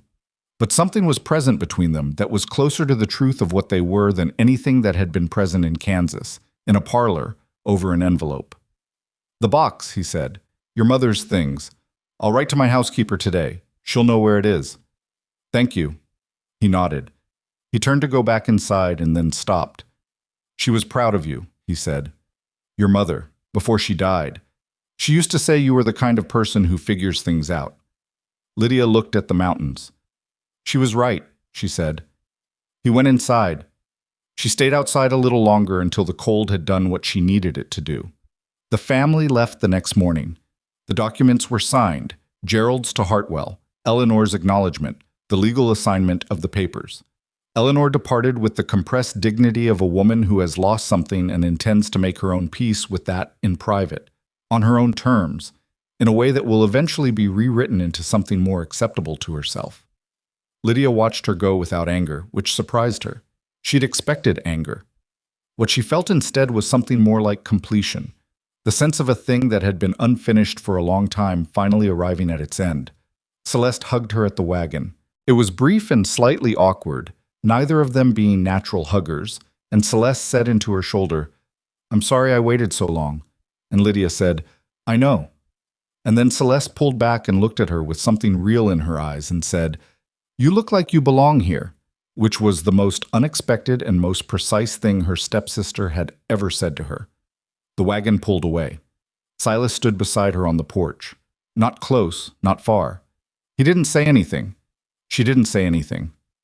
The horses got smaller in the distance, and then the road curved and they were gone, and the mountains were very quiet and very large in the morning light. "That was well done," he said eventually. "It's not done yet," she said. "No, but that part was." She looked at him. He was looking at the road, the same direction she'd been looking, and his profile was what she'd come to know over these weeks. The specific angles of a face that had learned to keep what it felt in a deeper room than most people's, and which occasionally, unguardedly, showed her the door to that room. "Henderson still has the anonymous letter," she said. "That's still out there." "Yes." "And whatever damage it's already done to how the Valley thinks about the April renewal." "Yes." "We need to address that before we wait to see what happens." He looked at her now. "What are you thinking?" "I'm thinking we go to Henderson, directly. Not wait for him to come here, not manage it through Ruth's network and careful conversations." She looked at the road. "I'm thinking we sit across from him with the documents and tell him what happened and let him form his own opinion. He's a blunt man. Blunt men respect being talked to directly more than they respect being handled." Silas was quiet for a moment. "He's having a meeting Friday. Monthly cooperative discussion, all the Valley Ranch owners. Henderson runs it at his place." "I know," she said. "Ruth mentioned it. You want to go?" "I want us to go." He looked at her for a moment. Something in his expression was considering, but it was the consideration of a man who had already reached a conclusion and was deciding how to express it. He said, "You don't have reservations?" "I have reservations about everything," he said. "That hasn't been a reliable guide." Friday arrived with the specific clarity of a high country winter morning when the storm has passed and the air has that edge to it that makes everything slightly more real than usual. They rode to Henderson's ranch together, side by side on the road, 2 horses on a mountain trail with the snow packed solid on either side, and the sky above them the unambiguous blue that Colorado produces in February, as if in compensation for everything else February is. They hadn't talked much on the way. Not because there was tension, there wasn't, or not the kind that required managing. There was something more like shared quiet, the kind that has enough room in it for what each person is carrying without requiring either person to set it down. She had the documents in her saddlebag. Garrett had prepared a clean summary, 2 pages, clear and specific, outlining the transfer of interest from James Caldwell to Thomas Caldwell to Catherine Caldwell Rowan, and from Catherine to her daughter Lydia. He'd also included his professional opinion on the validity of the transfer, which was, in the careful language of a careful man, substantial. Henderson's place was larger than she'd imagined. A working ranch that had grown over 30 years into something that resembled small efficiency, the kind of operation where everything had a place because the alternative had been tested and found wanting. 3 ranch hands were visible when they rode in. One of them took their horses without being asked, which she noted. Henderson met them at the door. He looked at Lydia and then at Silas and then at the way they were standing, close but not performed about it, the way people stand when proximity has stopped requiring a decision, and something in his assessment of the situation shifted without showing itself in his face. "Come in," he said. The meeting was already in progress in Henderson's main room, 8 men at a long table, the sort of gathering that had been happening monthly for 30 years and had developed the rituals of any long-standing thing, specific seats, specific amounts of talk, specific silences. When Silas and Lydia walked in, the room went quiet in the way rooms do when something enters that wasn't anticipated. Henderson said, "Mercer's here with his wife. Something's come up that touches all of us." I said we'd hear it. She hadn't known he'd done that. She looked at Henderson, and he looked back with an expression that said, "I made a decision about you, and I'm acting on it. That's as much as you get." Silas spoke first. He laid out the situation factually and without embellishment. The anonymous letter, the Rowan family scheme, the timeline of what had occurred since Lydia arrived. He was not a man who performed for rooms, and the room responded to that. Men who have spent their lives in rough country learn to read authenticity as a survival skill, and what Silas gave them was unvarnished. Then Lydia put the documents on the table. "The interest in Mercer Creek," she said, "runs through my mother's family. It was transferred specifically to her in 1898. When she died without a will, it passed to me." She looked around the table. "It did not pass to the Rowan family. Any claim filed in that name would be fraudulent. I have a Denver attorney's opinion to that effect, and the original documents to support it." One of the men, she didn't know him, heavy-set and suspicious-looking, said, "How do we know you're not pulling the same thing your family tried? Different angle? Same play?" "Because if I were," she said, "I'd be filing a claim against the cooperative rather than sitting at this table telling you what I'm going to do with the inheritance I've got." She looked at him steadily. "I'm not filing anything. I'm resolving a competing claim before it can disrupt the April renewal." "How?" "By filing a quitclaim deed," she said, "transferring my inherited interests specifically and permanently to the Mercer Ranch, with explicit language confirming no Rowan family stake. It removes the cloud. It makes the title clean." Henderson's already looked at the cooperative agreement. A clean title with documented lineage is better than a 30-year arrangement with an unresolved inheritance sitting under it. The room was quiet. The heavy-set man said, "You'd give it up, whatever interest you have." "I'm not giving it up," she said. "I'm placing it where it belongs. The ranch is my home. The creek is the ranch's water. That's not a sacrifice. It's just accurate." She heard something from the direction of Silas, to her left, that was not quite a sound.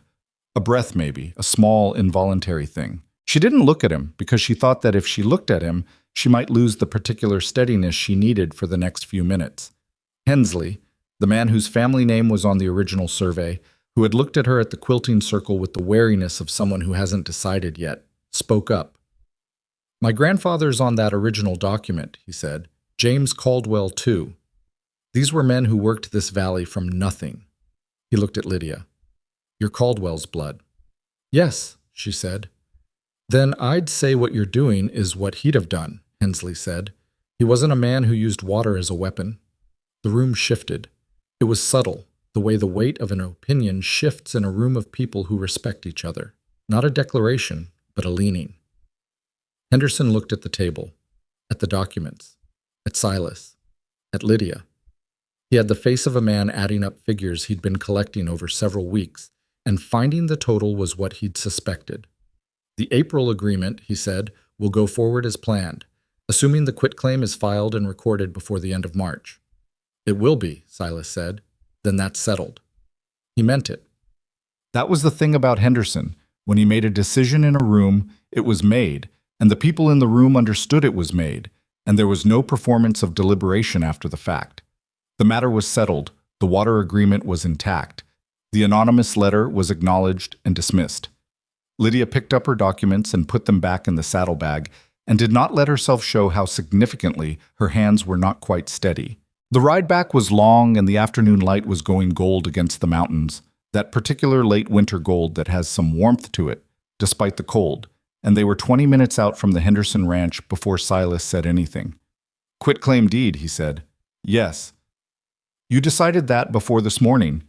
"Yes." When? She thought about it. When I read my aunt's letter. When I understood what the deed meant. She looked ahead at the road. I didn't want it as a weapon. My family treated it as a weapon, and look where that got everyone. He was quiet for a moment. The horses moved steadily on the packed snow. You know what it means legally, he said. You're giving up an asset. I'm giving it to the ranch, she said. The ranch is mine too. He looked at her. She could feel it without turning. Is it? That was the arrangement, she said. She kept her voice even because she wasn't entirely sure of the ground under her feet here, and she was a woman who didn't speak from uncertain ground if she could help it. Unless something's changed. Nothing's changed, he said. She looked at him then. He was looking at the road ahead, but his jaw had a quality she'd come to recognize as him being careful about something. He was being careful about what he said next. I want to tell you something, he said, while we're being specific. All right. When they wrote to me about the arrangement, your stepmother, I wasn't... He stopped, started again. I agreed to it because I needed someone who could manage the ranch, and I'd run out of the kind of patience required to pretend I needed something else. A pause. That was what I told myself. She waited. I don't know what I expected. Someone, functional, reliable, someone I could work alongside without it being complicated. And instead you got me, she said. Instead I got you. He glanced at her. Which has been considerably more complicated. I know, I'm sorry about... I'm not, he said. She looked at him. I'm not sorry about it, he said. That's what I'm trying to say. Badly. His jaw shifted. I don't have a practiced way of saying this kind of thing.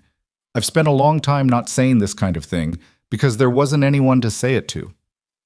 Say it anyway, she said. I'm not going to hold the delivery against you. He looked at her, and she saw it. That door opening slightly, the one that usually stayed closed. I didn't expect to find someone I actually wanted to talk to, he said. At the end of the day. Someone I wanted across the table.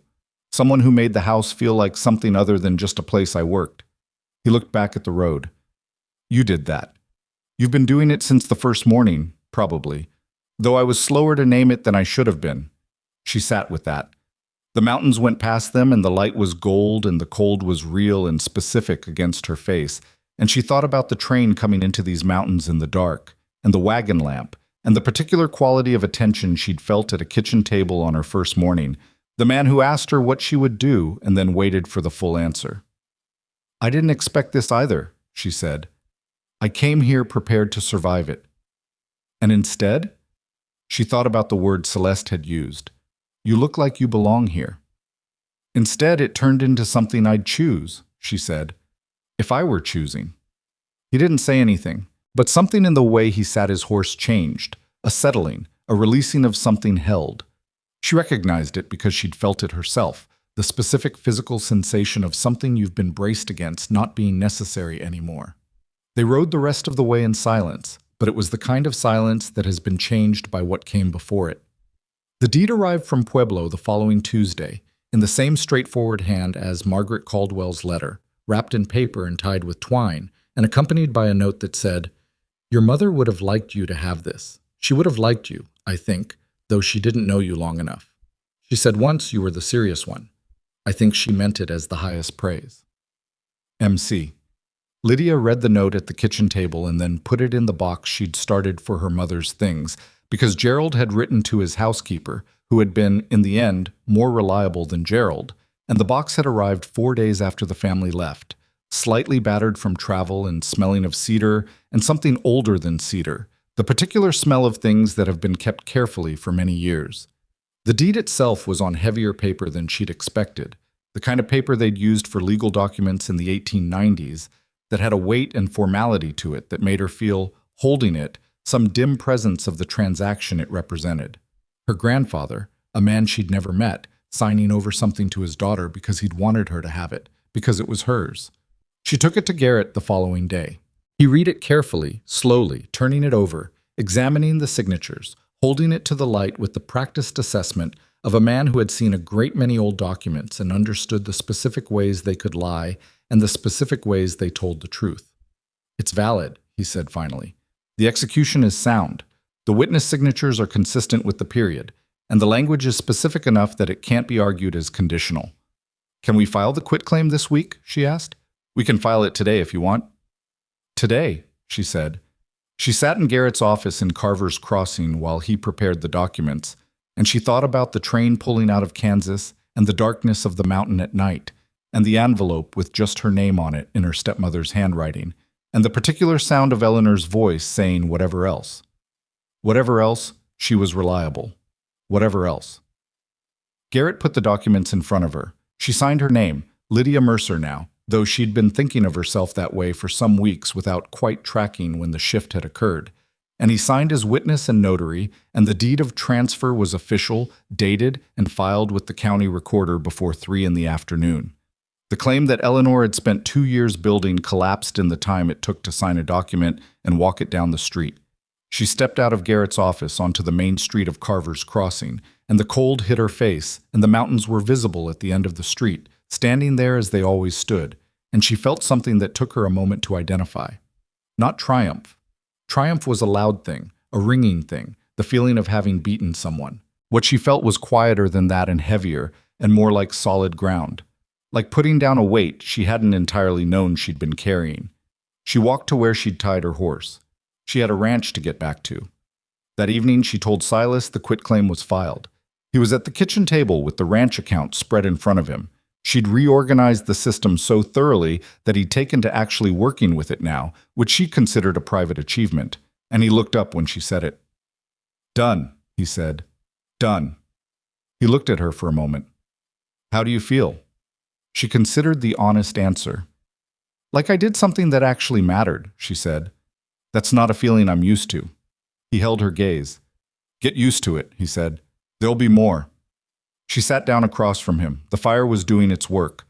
Outside, the mountain was being large and patient and cold and entirely itself. She pulled the ledger toward her and found her place in the figures, and they worked together at the kitchen table in the way they'd been working for weeks now. 2 people in a room, doing the real things, in a house that had the particular quality of a place where someone was paying attention to it. She didn't notice when the last of what she'd been braced against finished releasing. It happened quietly, the way most honest things happen. One moment she was doing the accounts, the next she was simply there, in that kitchen, with that man, in those mountains, and it was exactly where she was supposed to be, not because anyone had arranged it that way, but because she had refused to let it be anything else. The accounts had a small error in the April column. She found it and fixed it and told him where it was, and he looked and said she was right, and they moved on. That was it. That was the thing. March came to the high country the way it always did, not as a clean arrival, but as a negotiation, winter making its arguments right up until the moment it didn't, the mountain refusing to commit to anything until it was ready. Some mornings the snow was still thick and certain, and the ranch pulled inward the way it had all season.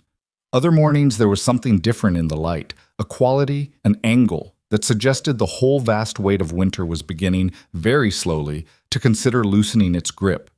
Lydia noticed the change before she could have named it. She noticed it in the way the ice on the water trough behaved differently at midday, in the way the horses stood in the yard with their faces tilted up in a manner that was different from their winter posture.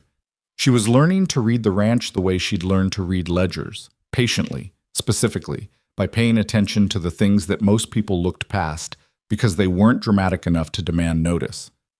She had been here 4 months. 4 months felt, from the inside, like both a very long time and no time at all, which she understood was the nature of lives in the process of becoming, rather than lives that had already settled into their final shape. She was not the same woman who had stepped off the train at Carver's Crossing with a bag and 4 books and a sealed letter she hadn't opened. She knew this not because she felt transformed in any cinematic sense.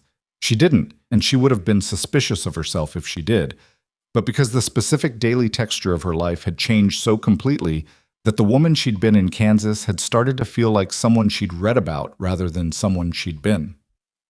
The April renewal went through without complication. Henderson had been as good as his word, which she'd expected. A man who made decisions in rooms and didn't revisit them publicly was a man whose word had operational value, and Henderson understood operational value better than most. The formal agreement was signed in the second week of March, in Carver's Crossing, with the cooperative's 8 ranchers present and Garrett, filing the amended title documentation that same afternoon. The quitclaim was already recorded. The Rowan family's claim, which Douglas Hartwell had, according to Gerald's letter, abandoned immediately upon receiving his client's written instruction to cease, existed nowhere now, except in a set of preliminary notes in a Topeka law office that would be filed and forgotten. Silas had shaken Henderson's hand at the signing table and said very little, which was appropriate, and Henderson had looked at Lydia across the room with the specific expression of a man who doesn't give compliments, but is making one anyway with his eyes, and she'd nodded, and that was the entirety of that transaction, which suited everyone involved. What she hadn't expected was what happened after the signing. The other ranchers, men she'd met once, briefly, at Henderson's table in February, men who had been watchful and measuring in the way of people with a great deal at stake, came up to her one by one in the manner of people who have made a private decision and are acting on it publicly as a way of making it real. Hensley shook her hand and said his wife wanted to know if she'd come to supper sometime soon. A man named Dubois, who hadn't said a word at the February meeting, told her his grandmother had mentioned James Caldwell, and that it was good to know the family connection ran the way it did. The third man, younger than the others and less certain of himself in the room, said simply, "Good work," and then looked like he wasn't sure he'd said the right thing, and she told him it was, and meant it. She was not, she knew, universally liked. That was not what was happening. This was not a valley full of people who had decided she was wonderful. This was a valley full of practical people who had decided she was real, which was a different and more durable thing. They had watched her for 4 months at a remove, and they had watched what she did under pressure, and they had formed assessments, the way people form assessments in small, isolated communities, where the assessments matter because you're going to be living alongside each other for the rest of your natural life. The assessments were, on balance, positive. Not glowing, not uncomplicated, but positive. She rode home from Carver's Crossing that afternoon beside Silas and felt the particular quality of something completed, not finished because nothing was ever entirely finished, but the thing that had been open and unresolved for months had closed, and the space it left was available for other things. "Done," Silas said, the same word he'd used when she told him about the quitclaim filing. "Done," she said. They rode without talking for a while. The road was different in March than it had been in November, more visible, the snow compressed and dirty at the edges rather than the pristine depth of winter, the ground beneath showing itself in patches. Less dramatic than it had been, more real. "Henderson said something to me at the table," Silas said, eventually. "What did he say?" "He said," a pause. "He said he'd been wrong about the ranch, that he'd been looking for reasons to renegotiate because he thought the place was running loose, that he didn't think that anymore." She looked at him. "Because of the water agreement?" "He said because of how we handled it." He glanced at her. "He said how you handled it, specifically." She looked back at the road. The mountains were different in March light. The same mountains, but with something slightly less absolute about them, as if they'd decided to be approachable without committing to it. "I didn't do it alone," she said. "No," he said. "But you started it, and you kept going when you didn't have to." "I had to," she said. "It was my family's mess. It was the ranch's problem and your family's mess, and you could have made a clean exit from both," he said. "You didn't." She was quiet for a moment. She thought about the question of why she hadn't, why she'd stayed, why she'd opened the letter when she could have left it sealed or burned it, why she'd gone to Henderson rather than waited, why she'd given up the inheritance rather than held it as a card. She'd been asked versions of that question, internally, many times over the past months, and the answer she kept arriving at was the same one each time, which meant it was probably true. "This is the first place I've been where I was allowed to actually be useful," she said. "Not just managed, not just tolerated, but actually where the things I'm good at made a real difference to something that mattered." She looked at the road. "You don't walk away from that when you finally find it." He didn't say anything for a moment. When he spoke, his voice was even, but it had a quality she recognized as him being careful again, being precise in the way he was when what he said mattered to him. "I want to ask you something," he said. "Ask." "The arrangement, the way it started, you didn't choose it. You got on a train because the alternative was worse, and you made the best of what you arrived at." He looked at the road. "I want to know," another pause, "if you had chosen it, from the beginning, knowing what you know now, would you have?"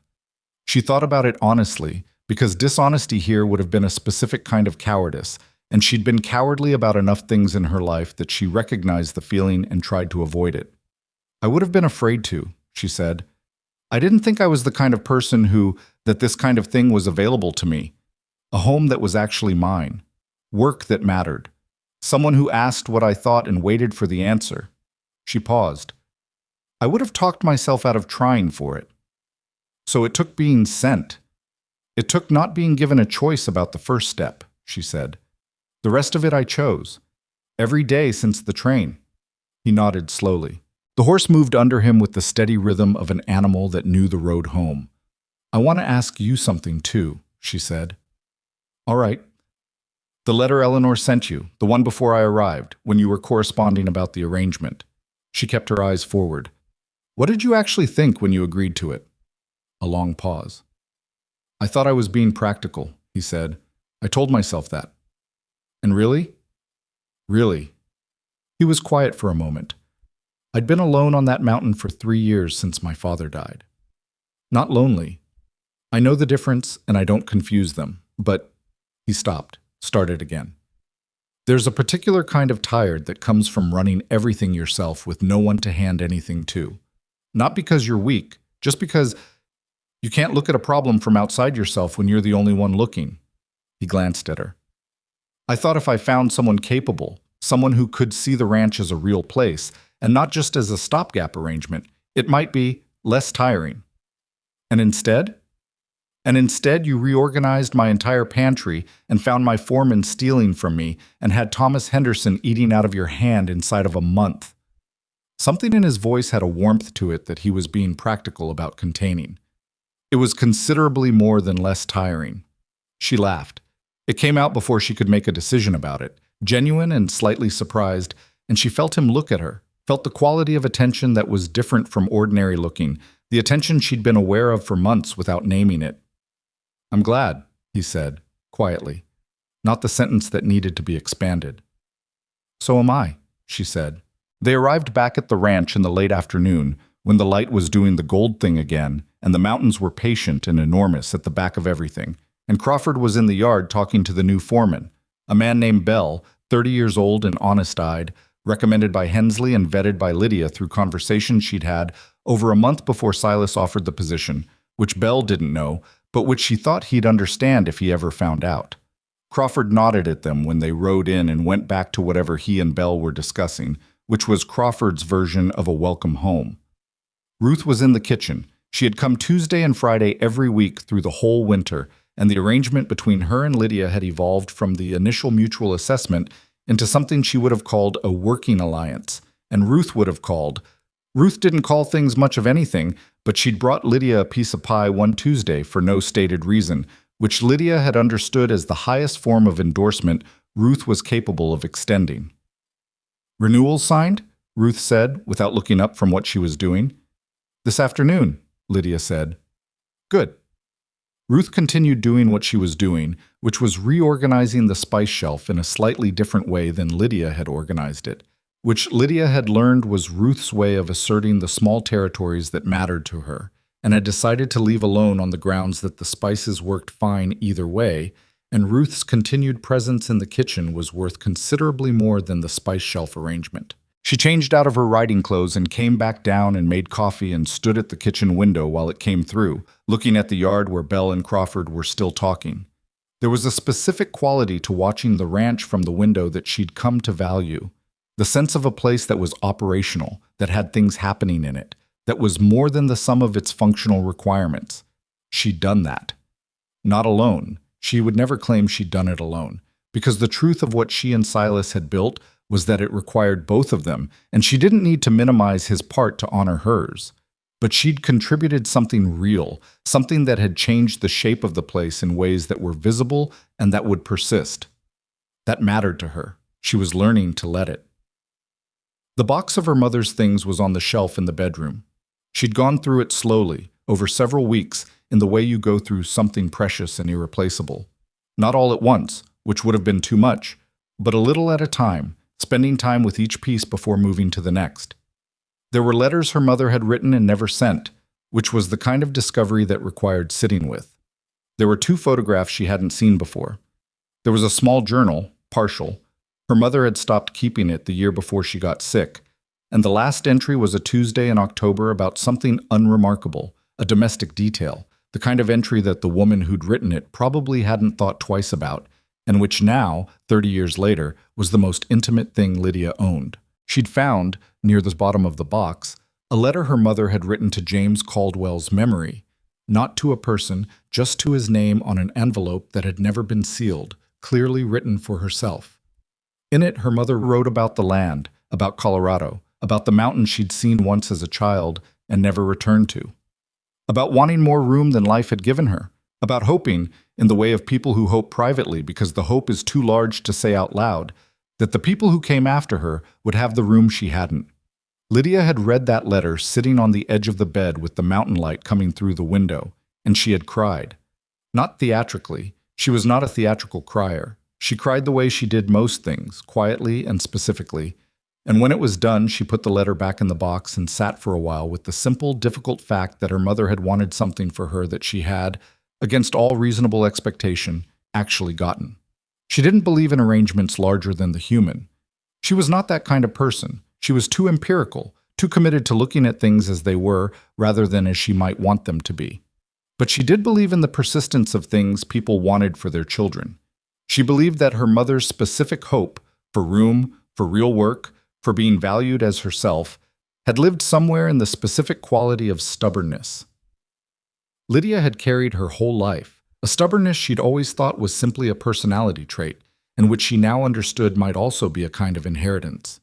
She'd kept the letter separate from the rest. Spring arrived the way March had been promising it would, not all at once because the mountain didn't do anything all at once, but incrementally and then suddenly, the way it always went. One morning there was mud where there'd been ice, and then there were birds, and then there was a particular morning when she walked out onto the porch, and the air was different in a way that couldn't be argued with. The ranch work shifted with the season. Things that had been waiting came back into consideration. The south pasture fence that needed proper repair rather than the winter patch job Crawford had done in November. The garden plot on the east side that she'd looked at on her first night and filed away as a thing to come back to. The supply routes that opened up as the roads cleared and made things possible that had been theoretical since October. She went back to the garden. She wasn't sure why it mattered to her the way it did. It was a practical thing. A kitchen garden made sense for a working ranch, reduced dependence on supply runs, provided fresh food through the summer. She had entirely practical justifications for it. But when she was on her knees in the turned earth on the first day she worked it, with her hands in the cold dirt and the sun on her back and the mountains visible above the fence line, what she felt wasn't primarily practical. It was something more like proof. Something she'd put in the ground that would come up from the ground and that would be there, visibly there, persistently there. Silas found her there one evening when he came back from the north pasture. He stood at the edge of the garden with his hat in his hands and looked at what she'd done.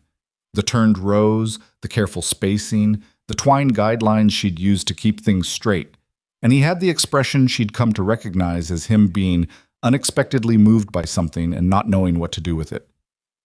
"My mother had a garden," he said. "I know," she said. "Ruth told me." She did. "Last February, when I was asking about the east wall planting, the light patterns." She sat back on her heels and looked at the rows. "Ruth said your mother grew tomatoes here and that the frost line was tricky because of the shadow from the north fence after midsummer." He was quiet for a moment. "She was out here every morning." "I believe it," Lydia said. "The soil's good. Someone took care of it a long time." He looked at the garden and she looked at him. Looking at it, and she thought about the house in November. The tired look of a place that had been kept functional by someone who understood necessity but had stopped thinking beyond it. She thought about what it meant to bring something back from the edge of disuse, not dramatically, not with any announcement, but by simply showing up every day and doing the thing that needed doing. "Thank you," he said. She was going to say "it's nothing," which was what she'd learned to say to deflect, the phrase she'd been trained into through years of being told that what she did was unremarkable. She stopped herself. "You're welcome," she said instead. He looked at her. Something in his face was open, in a way she'd seen before but which still required adjustment each time she encountered it, because she'd spent so many years in rooms where nobody looked at her that way. Like her presence, there was the most reasonable thing in the world. Like she was exactly where the situation required her. "Come inside when you're done," he said. "I'll start the stove." He started the stove. She finished the row she was working on and washed her hands at the pump and went inside to a kitchen that was warm and that smelled like coffee, and that was hers. The letter from Celeste arrived in the second week of April. It was longer than she'd expected from Celeste, who had never been a letter writer. 4 pages, somewhat uneven in its construction, the handwriting getting larger in the sections where Celeste was apparently saying something she felt strongly about, which Lydia noted as an endearingly Celeste quality that she was able now, at this distance and in this life, to find endearing rather than exhausting. Celeste wrote about the household in Kansas, which had been quiet since they'd returned, quiet in the specific way of a house where something has been resolved and the resolution has changed the atmosphere. She wrote that Eleanor had not said much about what had happened in Colorado, which meant Eleanor was processing it in the private, self-contained way she processed everything that didn't go her way. She wrote that Gerald had started, for reasons Celeste seemed to find slightly bewildering, going through boxes of old papers. Margaret Caldwell had apparently written to Gerald as well. A short letter that Celeste had seen on the table but not read. And Gerald had been different since, in ways Celeste was still calibrating. She wrote, "I've been thinking about what you said at the kitchen table, about being your mother's daughter as a different thing from being a Rowan. I've been thinking about it more than I expected to. I don't know what that means yet, but I think it means something about what I'm doing here and whether it's actually what I want to be doing. I'm not sure I've ever asked myself that properly. I think maybe you were the only one of us who figured out how to do that." She wrote, near the end, "Mother asked about the ranch last week. Not about the water rights. About you, whether you were well. I thought you'd want to know," she asked. Lydia read the letter twice and then set it on the desk and looked at it for a while. She wrote back that afternoon. She wrote about the garden. She wrote about the spring pasture rotation, which Belle had handled well with some input from her that she was careful to frame as a question rather than a directive because Belle was capable and didn't need to be managed, just occasionally redirected.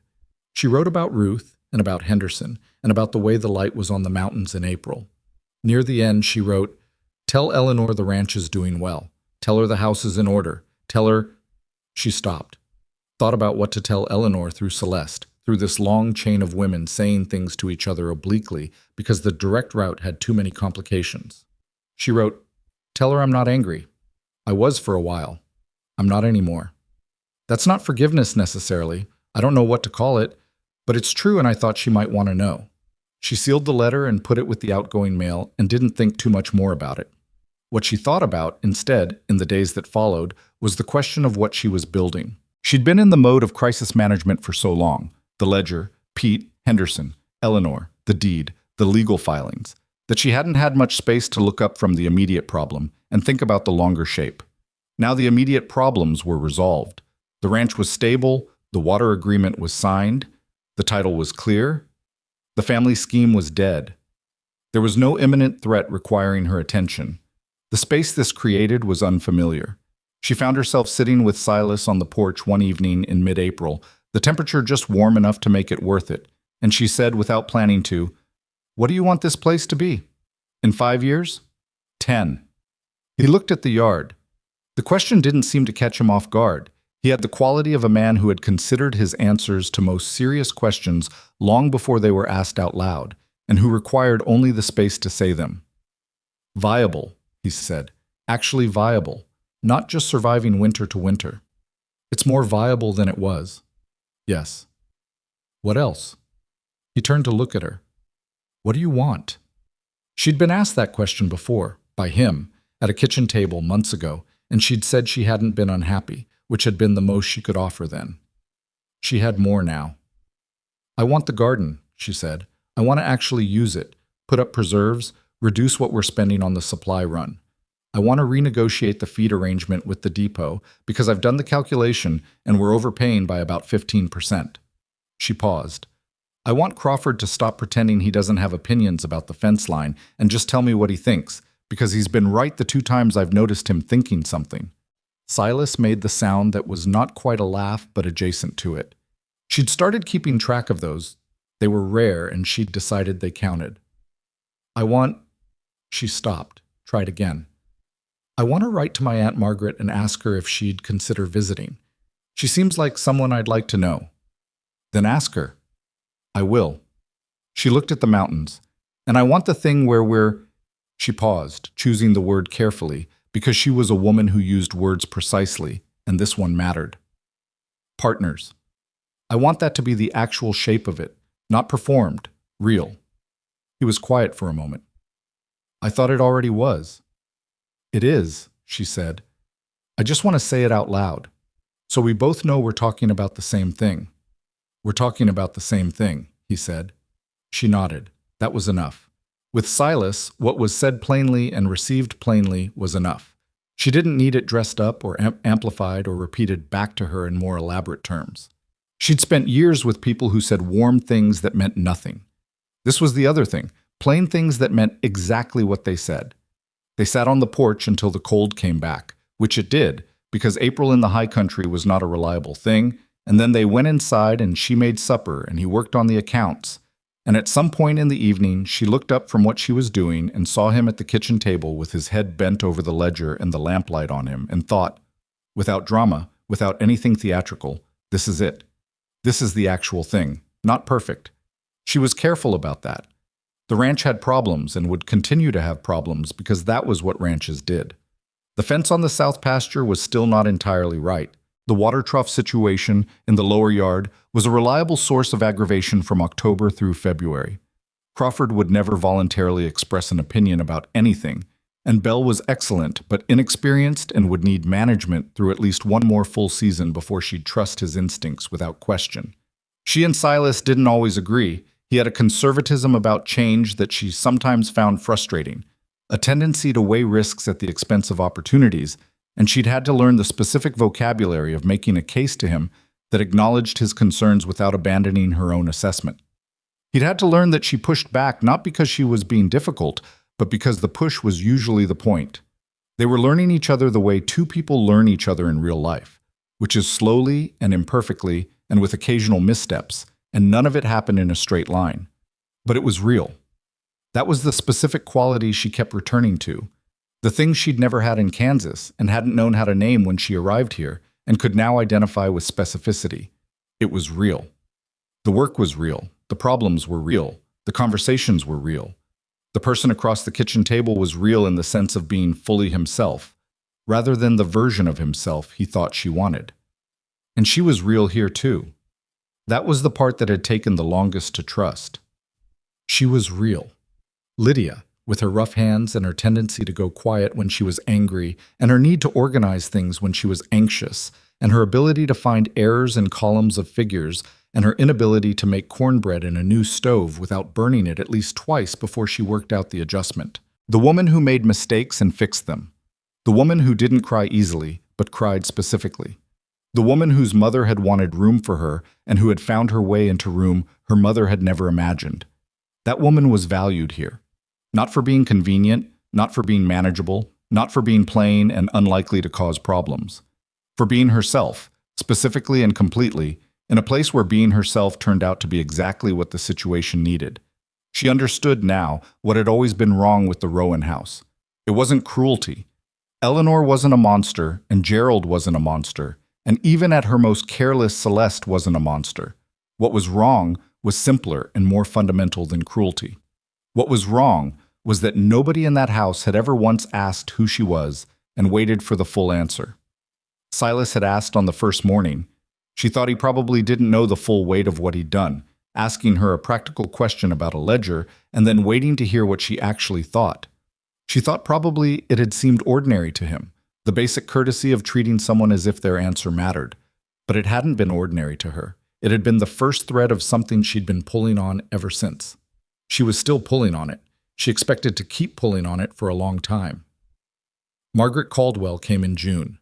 She was older than Lydia had imagined, in her 70s, compact and direct in the way of Caldwell women, apparently a family trait. And she arrived at Carver's Crossing on the train and stood on the platform with her bag and looked at Lydia for a long moment before she said anything. "You have your mother's eyes," she said, "the gray ones. I always thought they were her best feature. She had her grandfather's cheekbones too, Lydia said. I've been told. James Caldwell had the most impractical cheekbones of any man who ever filed a land claim, Margaret said. It's a family curse. Come, I'm cold. Margaret stayed 2 weeks. She slept in the guest room and walked the property with Lydia on the second morning with the energy of someone conducting an inspection they'd earned the right to. She looked at the garden with an expression very similar to what Silas's face had done. Some private recognition, some presence of something older than what was immediately visible. She told Lydia stories about her mother that Lydia hadn't heard, stories from before the illness, from the young woman her mother had been, sharp-tongued and funny, and Margaret said with the specific affection of long acquaintance, absolutely certain she was right about things, even when she was wrong. She was right about most things, in the end, Margaret said. That probably didn't help. No, Lydia said.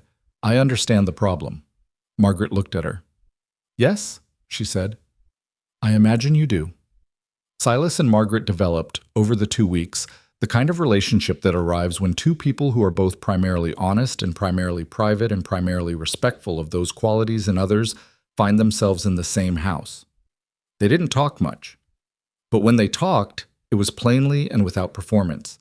And Lydia observed that Margaret watched Silas with the careful attention of a woman who was deciding something, and that by the end of the first week she'd apparently decided it, because the watching had stopped and the ease had started. On the last evening, Margaret sat on the porch with Lydia, and they looked at the mountains in the late light, and Margaret said, Your grandfather would have liked this place. Tell me about him, Lydia said. Margaret told her. James Aldous Caldwell, who had come west with nothing in 1868 and had filed his land claim with 4 other men in 1871 and had worked the mountain for 9 years before bad winters and bad luck, and the particular arithmetic of ranching that doesn't always care how hard you work had brought him back east with his family, who had signed over the water interest to his son Thomas, not as a defeat, but as a hope. This is yours. Keep it. Maybe you'll do something with it that I couldn't.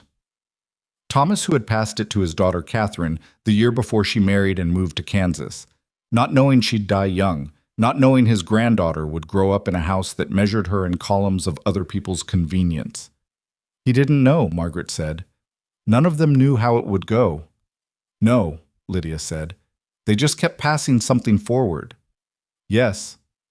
And eventually it arrived. Margaret looked at her with the gray eyes that ran in the family. It arrived, she said. Margaret left on a Tuesday, with a promise to write and an invitation extended to both of them, with the formal inclusion of Silas that meant she'd decided he was worth including, to come to Pueblo in the fall when the weather was reasonable. Lydia stood on the platform at Carver's Crossing and watched the train until it was gone, and she felt the weight of family as a real thing for the first time in her adult life. Not the performed weight of obligation and management that the Rowan house had always presented as family, but the actual thing, which was heavier and warmer and more complicated and considerably more worth having. The summer moved the way summers do in the high country, fast and serious, every warm week carrying the awareness of the winter behind it and the winter ahead of it. The garden came up exactly as it should, which was to say it came up imperfectly and abundantly. The tomatoes more than the beans, and the beans better than the herbs. And the herbs arriving in a rush in late July, all at once, that produced 3 days of frantic activity and a pantry full of dried bundles that Ruth inspected and declared adequate. Adequate from Ruth was lavish. The ranch was different now in ways that were visible. Not spectacular. It wasn't a showplace. It wasn't a model operation out of a publication. It was a working ranch in the mountains that had been through a difficult year and was coming out of it on better footing. The accounts were clear and current. Bell was finding his authority with the hands, and Crawford was, in his way, helping him, which meant doing things next to Bell without explaining anything and letting Bell watch, which was Crawford's pedagogy and apparently effective. The pasture rotation was working. The feed renegotiation had gone through in May and saved what the calculation had predicted it would save. And the Mercer Creek ran through the summer without a dispute or a claim or a cloud on its title, feeding the pastures through August dryness with the same reliability it had fed them for 30 years, which was the quiet, persistent proof that things built honestly and defended honestly tend to work. She was in the garden in September, doing the fall clear. the satisfying and slightly melancholy work of cutting back what had finished and preparing the ground for its winter rest. When she heard the house door and Silas came out and walked across the yard and crouched down at the edge of the garden with his hat in his hands the way he'd done in April. "Letter," he said. "For you." She looked at it, Kansas postmark, but it wasn't Eleanor's handwriting on the envelope. It was Gerald's. She took it and opened it there in the garden, with her dirty hands and the fall light on the mountains. It was short. Her father was not a writer, had never been, and the brevity was genuine rather than dismissive. She could tell the difference now, or she thought she could. He wrote that he'd been going through her mother's things. The paper's Margaret's note had apparently prompted him to look at properly for the first time. He wrote that he'd found something he thought she should have, which he'd enclosed. He wrote that he wasn't certain it excused anything, but that he wanted her to have it. Inside the letter was a small drawing, pencil on paper, old and soft at the edges. 2 figures, a woman and a girl, the girl maybe 4 or 5, both of them looking at something outside the frame. The woman's hand was on the girl's shoulder in the specific way of someone pointing something out, saying, look at that particular thing. At the bottom, in handwriting. Lydia didn't recognize, but that she felt she recognized, C and L, 1872. No. The paper was old, but not that old, 1892, more likely. Her mother would have been young. Lydia would have been 2. The girl was looking at what the woman was pointing at with her whole body turned toward it, leaning into whatever the woman was showing her, fully present, fully there. She looked at it for a long time.